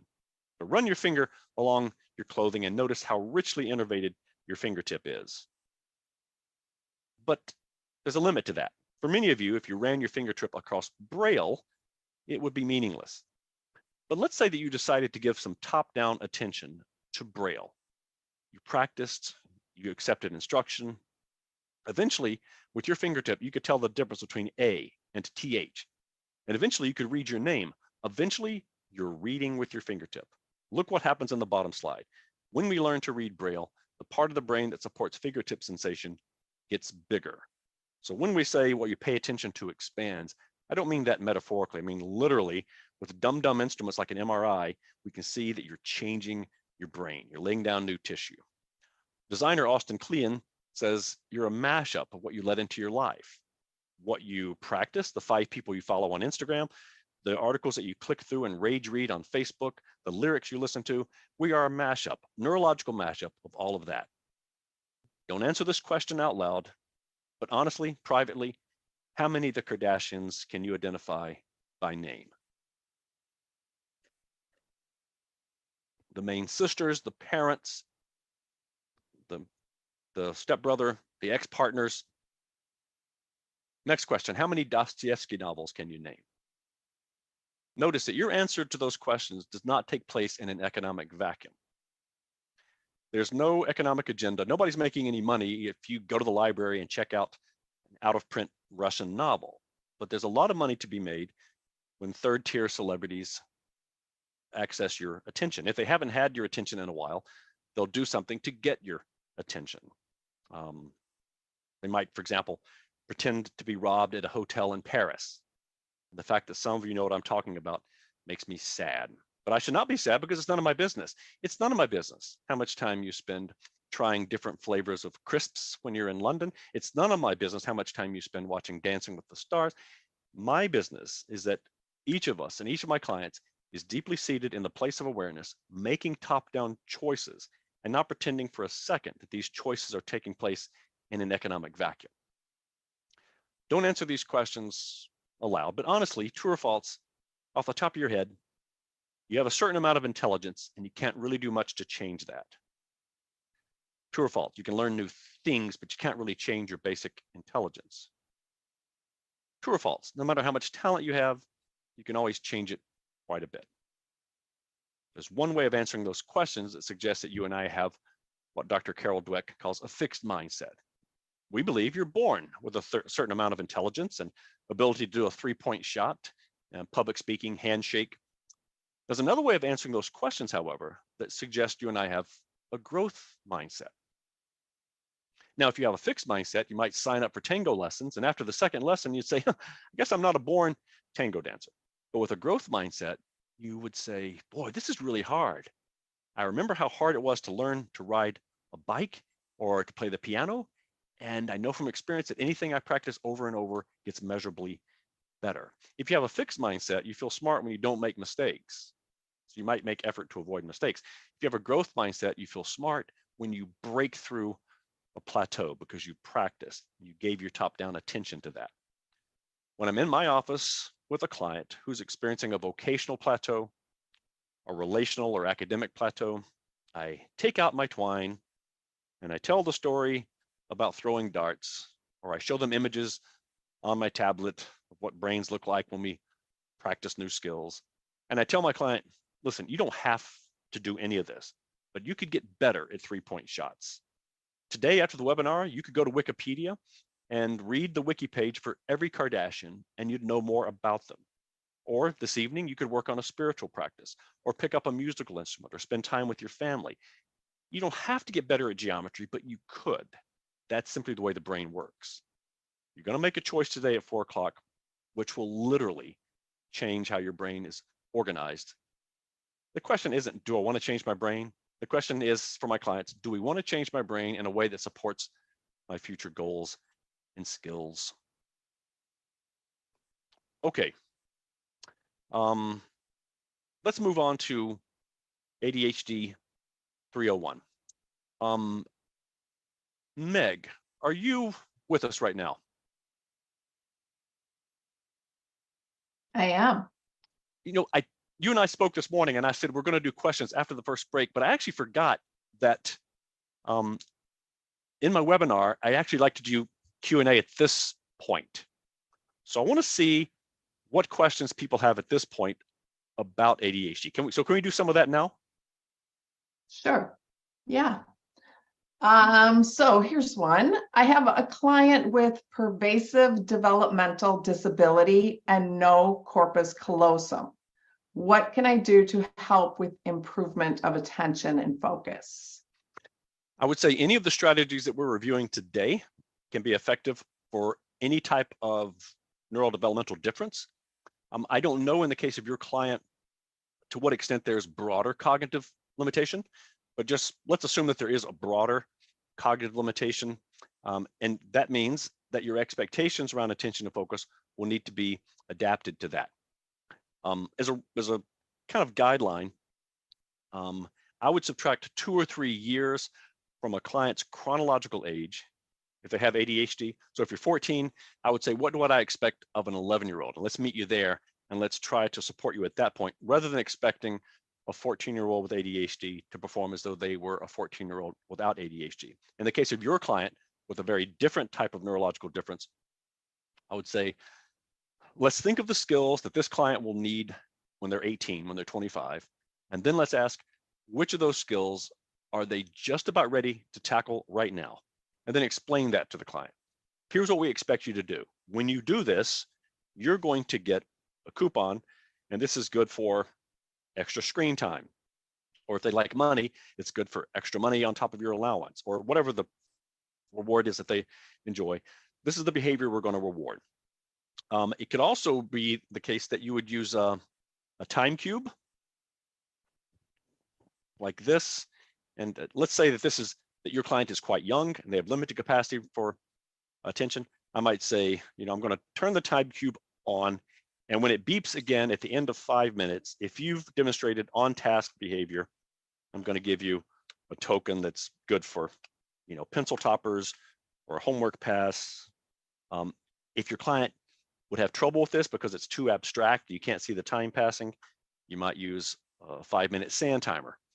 Okay, Toby, let me know when the sand is in the bottom, because if you've been on task, demonstrating expected behavior, I'm going to give you a prize. Now, this will seem novel first few times you use it, but eventually this can sort of operate in the background.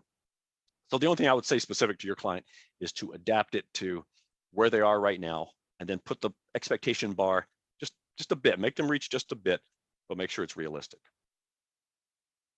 Meg, we have another one? Sure.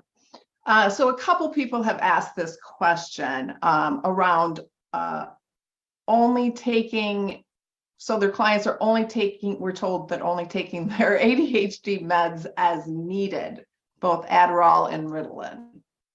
Okay, there's two things here. Number one, yes, and number one, yikes. Let's start with the yikes. When somebody says, you know, my daughter doesn't use her medication on spring break or during the summer, I would take this as an opportunity to go back and look at one of the essential diagnostic criteria for ADHD, which is you have functional impairment in 2 or more settings.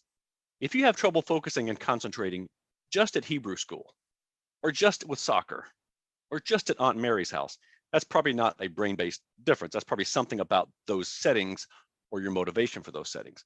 So if somebody only has trouble in the school setting, then I'm beginning to ask, is this really ADHD? So if somebody says, what do you think about not using stimulant medication during spring break and summer? I would say, have you done this before?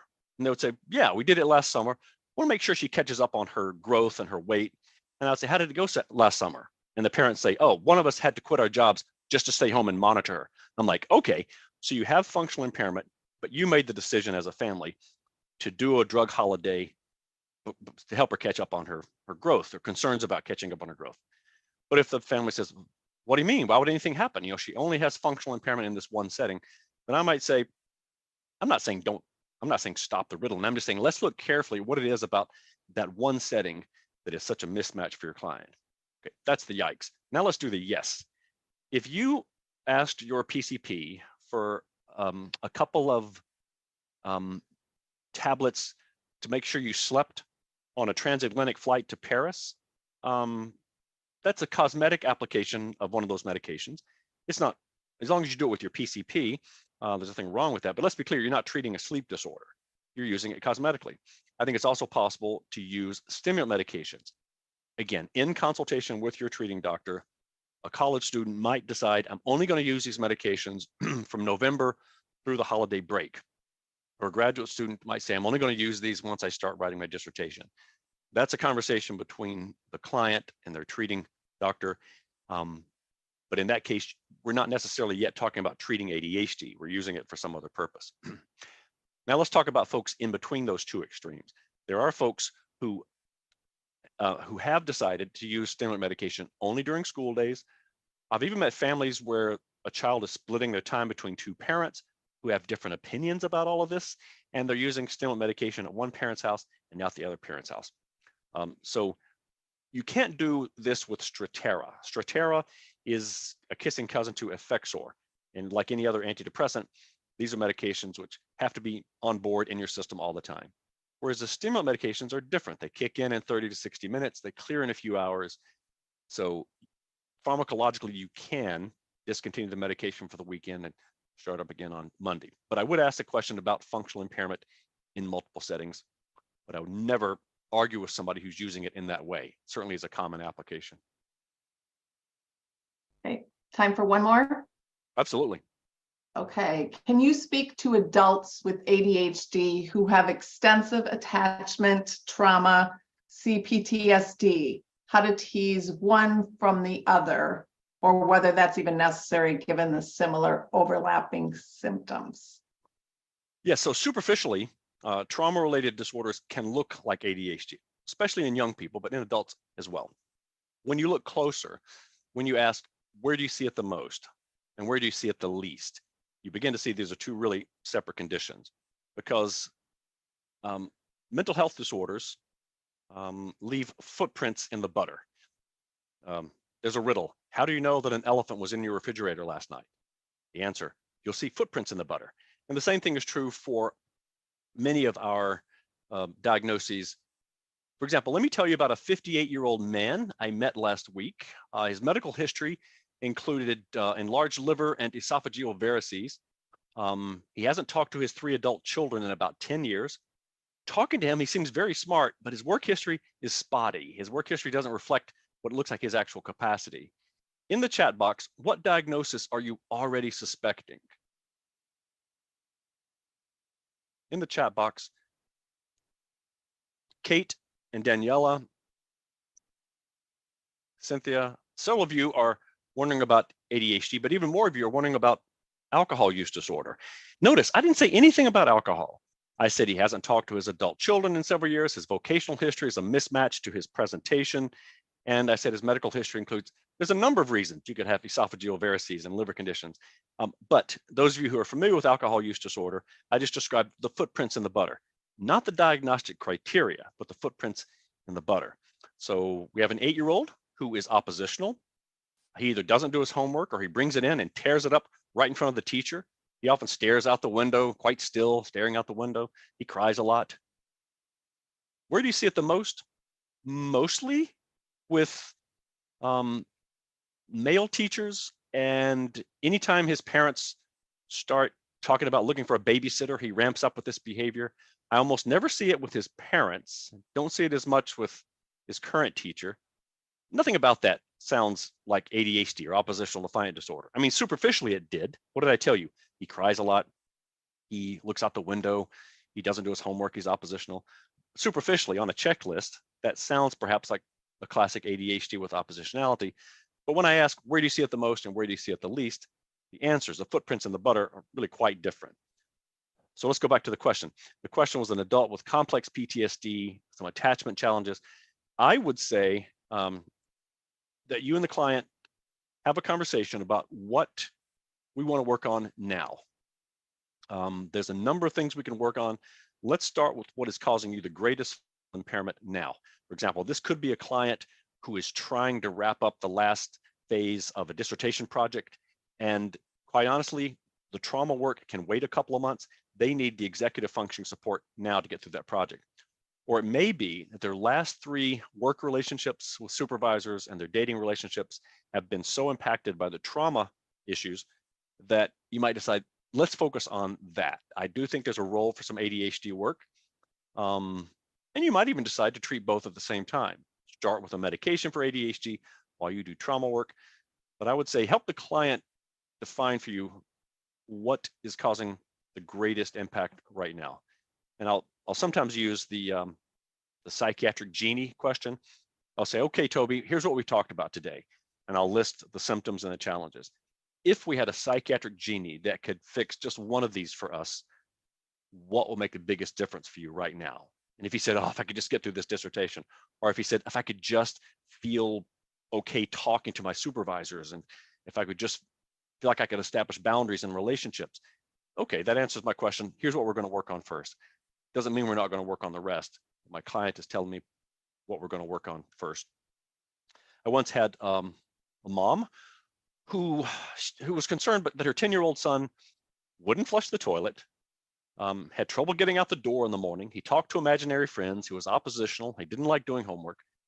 And I said, if we had a pediatric genie that could fix one of these, what will make the biggest difference? Without missing a beat, mom said, if we could just get out the door in the morning, I could live with the rest. Okay, so the greatest functional impairment right now is coming from inability to get out the door in the morning. We're not there yet. We need to ask that question, how exactly does he do that? There's 4 ways for a 10-year-old not to get out the door in the morning. There's seizure disorder, there's demonic possession. I could keep going. What is his strategy for not getting out the door in the morning? Mom says, well, he gets up easily enough. He watches some cartoons while he eats breakfast, and then it's time to get dressed. We laid the clothes out last night. He starts with the socks. He says, Mommy, they hurt my feet. They have a sew in them. He means a seam. I say, okay, you can wear your shoes without socks. Get your pants on, good. Now it's time to pick a shirt. Mommy, this one smells funny. This one too, it makes my head hurt. There's a brand he really likes. He pulls a dirty one out of the hamper. He's out the door in a dirty shirt and no socks. In the chat box, that strategy for not getting out the door in the morning, does that sound top down or bottom up? In the chat box, his way of not getting out the door. Bottom up, sensory issues. Yes, I'm not saying we've ruled out ADHD or we'll never use a stimulant. I'm just saying in this case, my first phone call was to the occupational therapist at school to ask whether they planned to assess and treat the sensory stuff or whether we wanted community resource around that.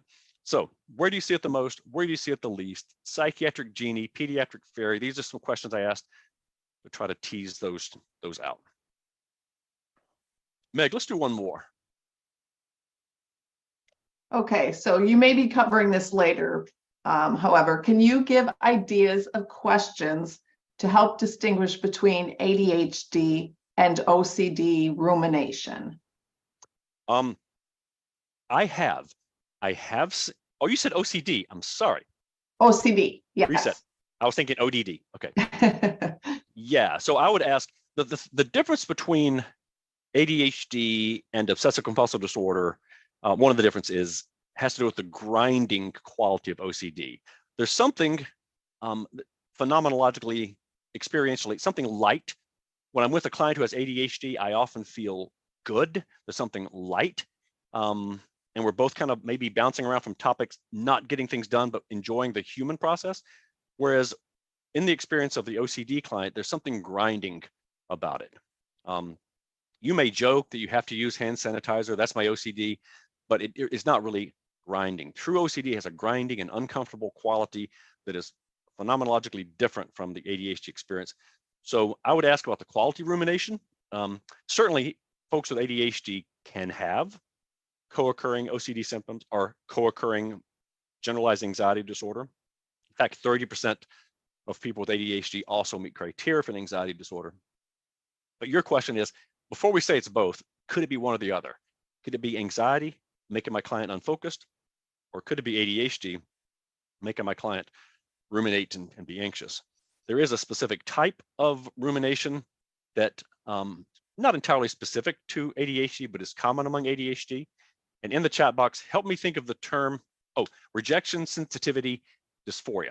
This is not in the DSM, but it's a term that's used to describe a specific type of rumination that you'll see with ADHD clients, maybe to some extent with clients on the autism spectrum, but especially with ADHD clients. Rejection sensitivity dysphoria is replaying an email that you sent, replaying a conversation and really ruminating, did I embarrass myself? Did I say something? Or there's going to be a staff meeting tomorrow and anticipating, what will I say tomorrow? What will I embarrass myself? That specific kind of rumination. So you might ask, is the rumination about, for example, will my daughter get Ebola, which is different from rejection sensitivity type of rumination. So see if your client can help.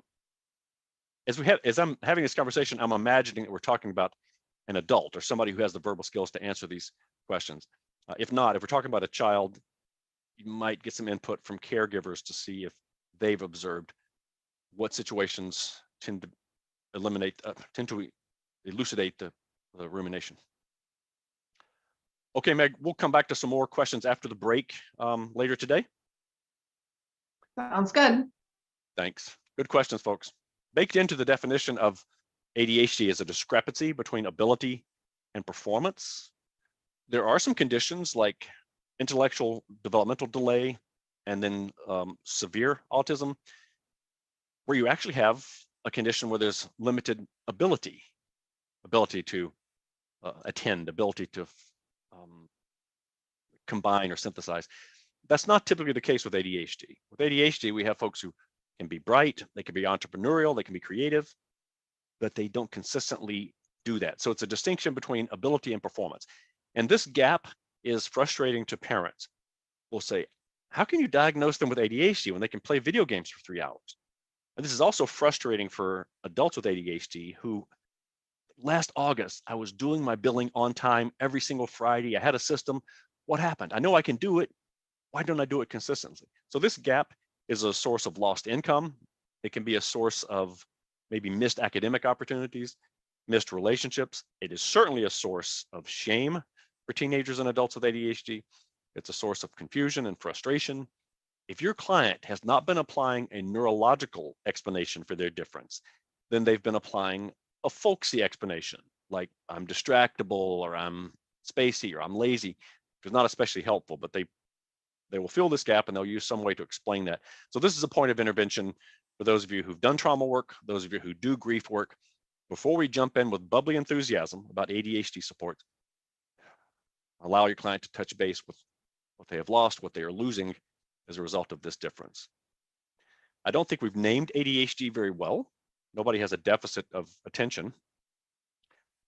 But the reason I think ADHD is real and not just something that the drug companies made up is, for one thing, there's some brain differences. For example, the head of the caudate nucleus is involved in learning and reinforcement. And in some studies, it's volumetrically smaller in an ADHD sample.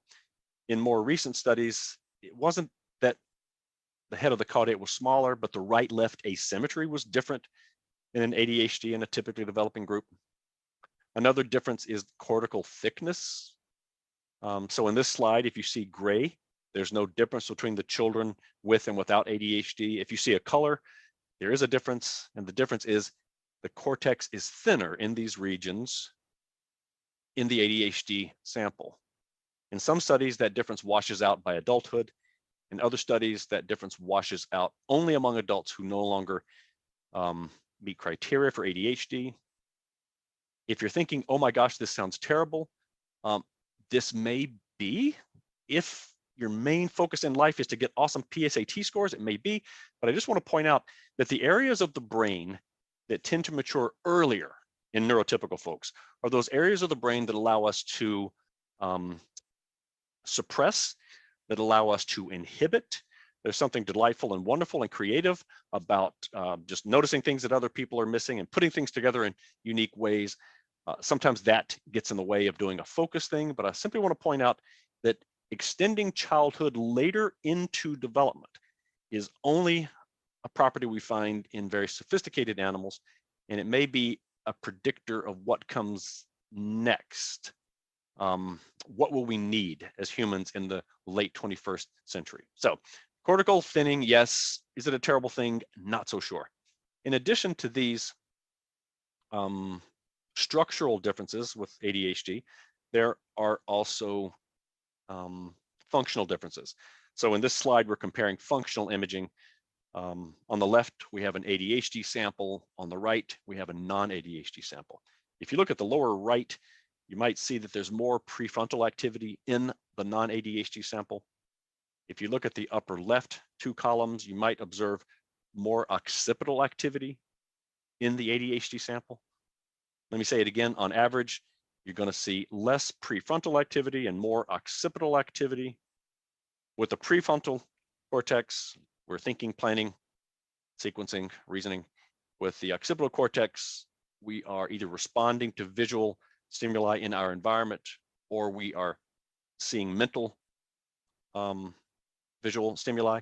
I don't think this would surprise a classroom teacher. Even without imaging, the classroom teacher already knew that their students with ADHD are doing less inhibiting and sequencing, and they're doing more visions of dancing sugar plums that aren't related to the lesson plan.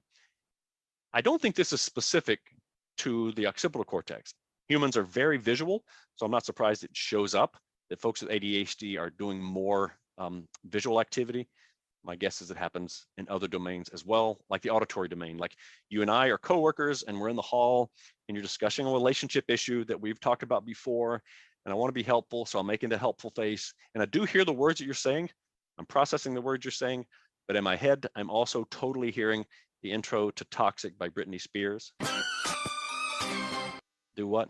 If I could only ask one question about your prenatal risk for ADHD, my question would be, did either of your parents have the condition or probably have the condition? As you see in this slide of prenatal and perinatal risks for ADHD, parental ADHD was the biggest factor. A close second is psychosocial adversity, poverty, lack of access to good OB care, a crowded orphanage, followed closely by low birth weight. Preemies are more likely to demonstrate the ADHD phenotype. Prenatal exposure to cigarettes and alcohol are among the risks. So let's imagine we have an individual who has one or two parents with ADHD features. They were delivered at low birth weight and had prenatal exposure to tobacco. So there's some prenatal risks for ADHD. What are some early childhood experiences that might increase the likelihood that this individual would express what we call the ADHD phenotype: inattention, distractibility, hyperactivity, impulsivity. What about technology?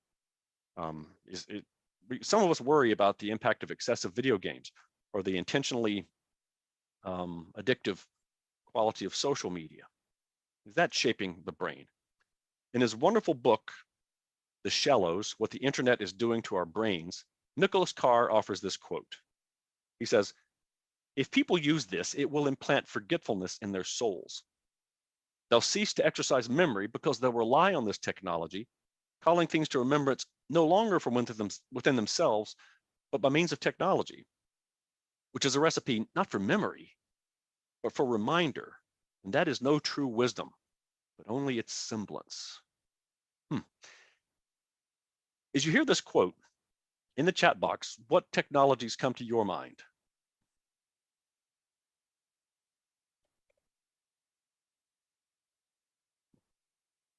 TikTok, ChatGPT, AI, Google, yes, Waze, video games. Somebody said book. We'll come back to that. Computers go, yes. I don't know if any of you are old enough to remember 2005, but in 2005, you might have been with a circle of your friends standing in a room and somebody said, "Hey," and you said, "What?" "Hey, weren't there like a couple of members of Destiny's Child before the main three?" And you thought about it for a while, and then somebody said, "Huh, I don't know." And there's no way of ever knowing. You remember that? That was only 2005. Now you would never sit there and not know. By the way, I should probably tell you that this quote is actually from Plato. This quote is from about 300 BC. And in this writing, Plato is imagining a conversation between two Egyptian gods much earlier in human history, when there was an emerging technology called writing. Now, for most of human history, we communicated information orally, and information was passed down from older to younger people with very culture-specific language and characters and heroes. Imagine how disruptive a technology writing was. And you can imagine these two Egyptian boomers complaining, "These Sumerian kids walking around with their clay tablets, tap, tap, tap. Oh, I mean, sure, you can go and look it up in the library in Alexandria. That's not the same thing as knowing it." Now, I'm guessing at this point, you hipsters are on board the whole writing craze, but you might be resistant to other technologies like hydroelectric dams or genetic modification of food, or you might have concerns about the way in which we consume media, specifically social media, and the impact of these on our brains, and especially developing brains. We've known for about 150 years that our outcome is largely determined by our genome. That's a big component. But in the 20th century, we also learned that all the little organisms in your body and on your body, your microbiome, determine health outcomes. And then your envirome, that's the chemicals coming out of your carpet and in your water and in your food, that shapes your health outcomes. And your sociome. From the Framingham Heart Study, we learned that just the people that are close to you, the people close to them, determine your health outcome risks and advantages.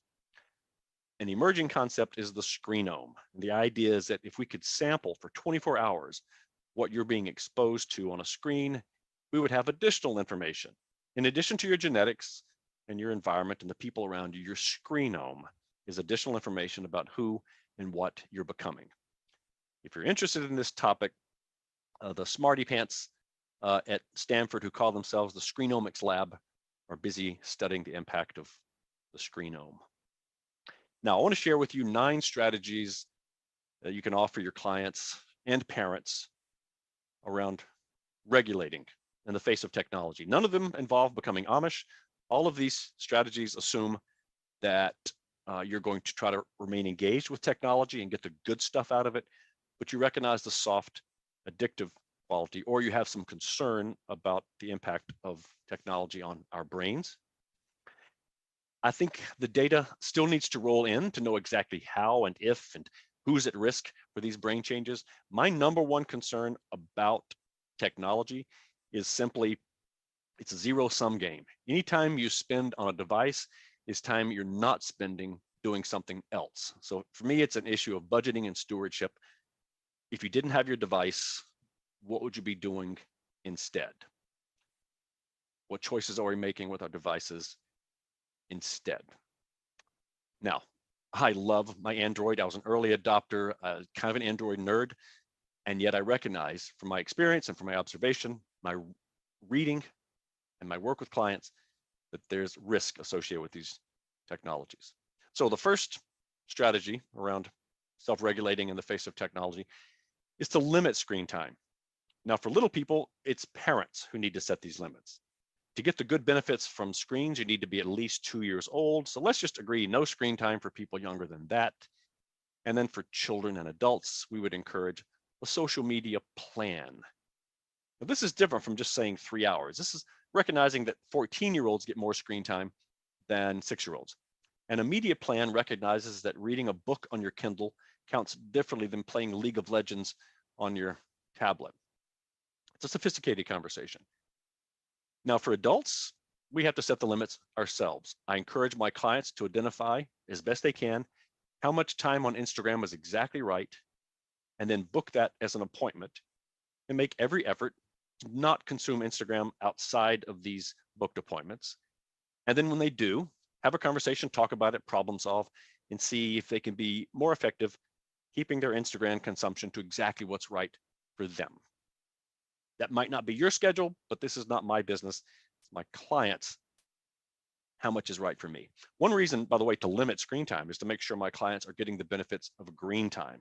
There is abundant research that time in nature reduces ADHD symptom severity. And this is separate and distinct from the benefits of exercise. This is literally just being outdoors.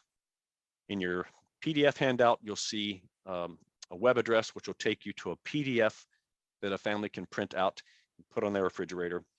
It's from a Western Australian organization. That's why you have these strange animals. The way you use it is just an ongoing conversation. Hey, yesterday we spent an hour watching surfing videos. Let's make sure we spend time outdoors, time with animals.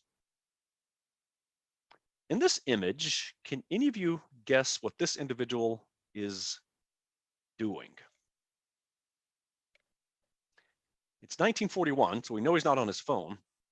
I can't even imagine what you would do if you were at the diner by yourself without a phone. So my point here is I sometimes ask a client, just for the next week, notice.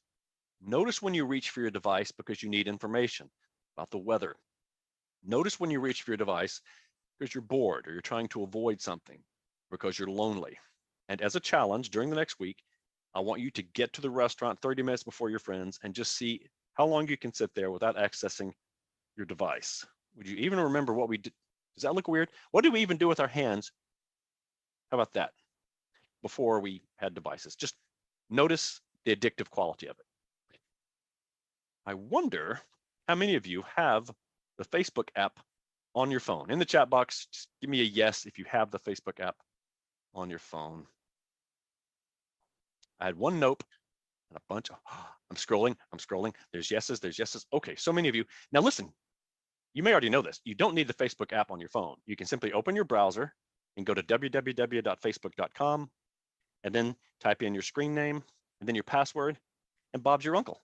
There's the content. So if you don't need the Facebook app, if you can access the content through your browser, what's the app for? Why do we have the app on our phone if we don't really need it? It's faster, speed, faster, it's instant. Notifications, makes it quick. Okay, yes. And whose economic interest is it that my clients are getting onto Facebook so fast? I'll give you a hint. It's not in their economic interest. So if my client believes they're spending too much time on one of these platforms, one simple intervention is to simply take the platforms off the phone and then access the content through the browser, which gives you more time to think about what I'm doing with this one precious life, Mary Oliver. If that sounds too drastic, another solution is to move all of the social media apps off the home page and just have, phone and email. So now if you want to access TikTok, you have to go, gives you just a moment to think about, is this the choice I want to make? So we have limit your screen time, schedule social media time, make sure you have access to green time, simply notice when you reach for your phone, notice the slightly addictive quality, take apps off your phone or more gently move them off the home page. I'm flexible about all of these, but I really insist on the next one. One way of handling technology is to turn off notifications. You do not need to know in real time every time somebody says LOL to your picture of kittens in a basket. You can schedule it at 7:30, 12:30, 4:30. Turn off notifications. If I'm talking to you, right, and I'm like, wow, what a boring story. I think I'm going to reach for my phone and check scores. That's a top-down decision. I mean, it's rude, but it's top-down. On the other hand, if I'm talking to you and I feel like I'm with you and my phone vibrates and I'm like, let me just check this real quick. And I look down and it says hot water heater busted. And I'm like, what hot water heater? Who is this? I mean, you're losing me. That's bottom up. When my phone vibrates and I go, oh, what's this? That's bottom up. So I want my clients to make top-down decisions about when and if they access. And the notification is a bottom-up notification. Why do you think they make the notifications so hard to turn off? And why do you think the default is that the notifications are on? The answer, of course, is that these social media platforms are free and their only value is a little piece of your soul. I meant to say attention. Their only value is a little piece of your attention. I simply want my clients to make the decisions top down from a place of awareness when and if they'll access these wonderful resources. TikTok is the best, Facebook is awesome. How much is just right for you? Now, here's a tough one. If any of you done this, if any of you taken a social media fast or a technology fast where you just don't engage with technology for a period of time, in the chat function, I have some yeses. How long? Refreshing, wonderful. 30 days, 3 weeks. I'm currently doing it. 6 months, yes, for hours. Somebody said no, too many emails afterwards. Somebody said no way. 3 months, 12 hours? Okay. There's a lot of ways to do this. Some people do it intentionally. I'm just going to do this for a period of time.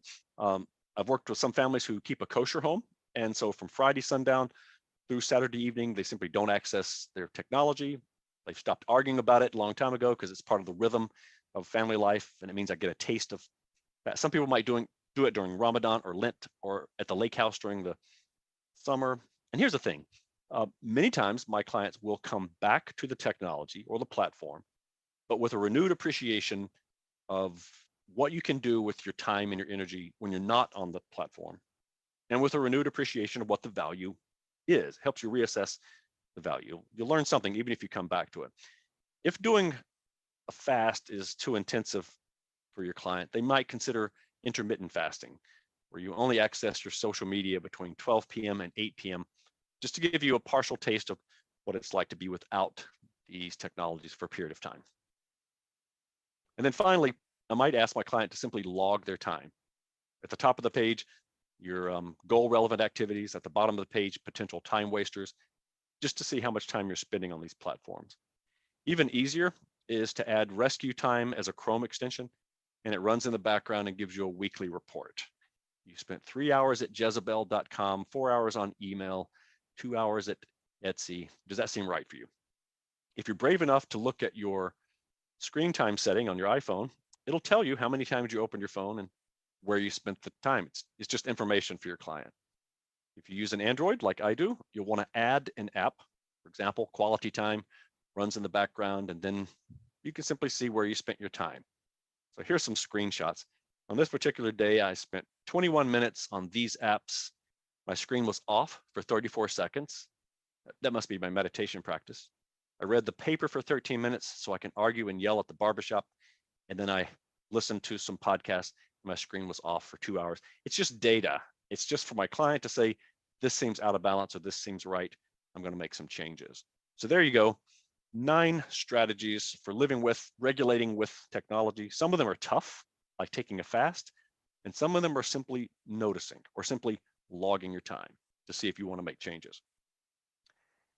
It is now 10:03 Central Time. We're going to take a 15-minute break. I'll let you do that math. We're going to take a 15-minute break. We'll come back. We'll do a few minutes of content. Then we're going to do a bit more Q&A. All right. I'll see you in 15 minutes. Have a good break.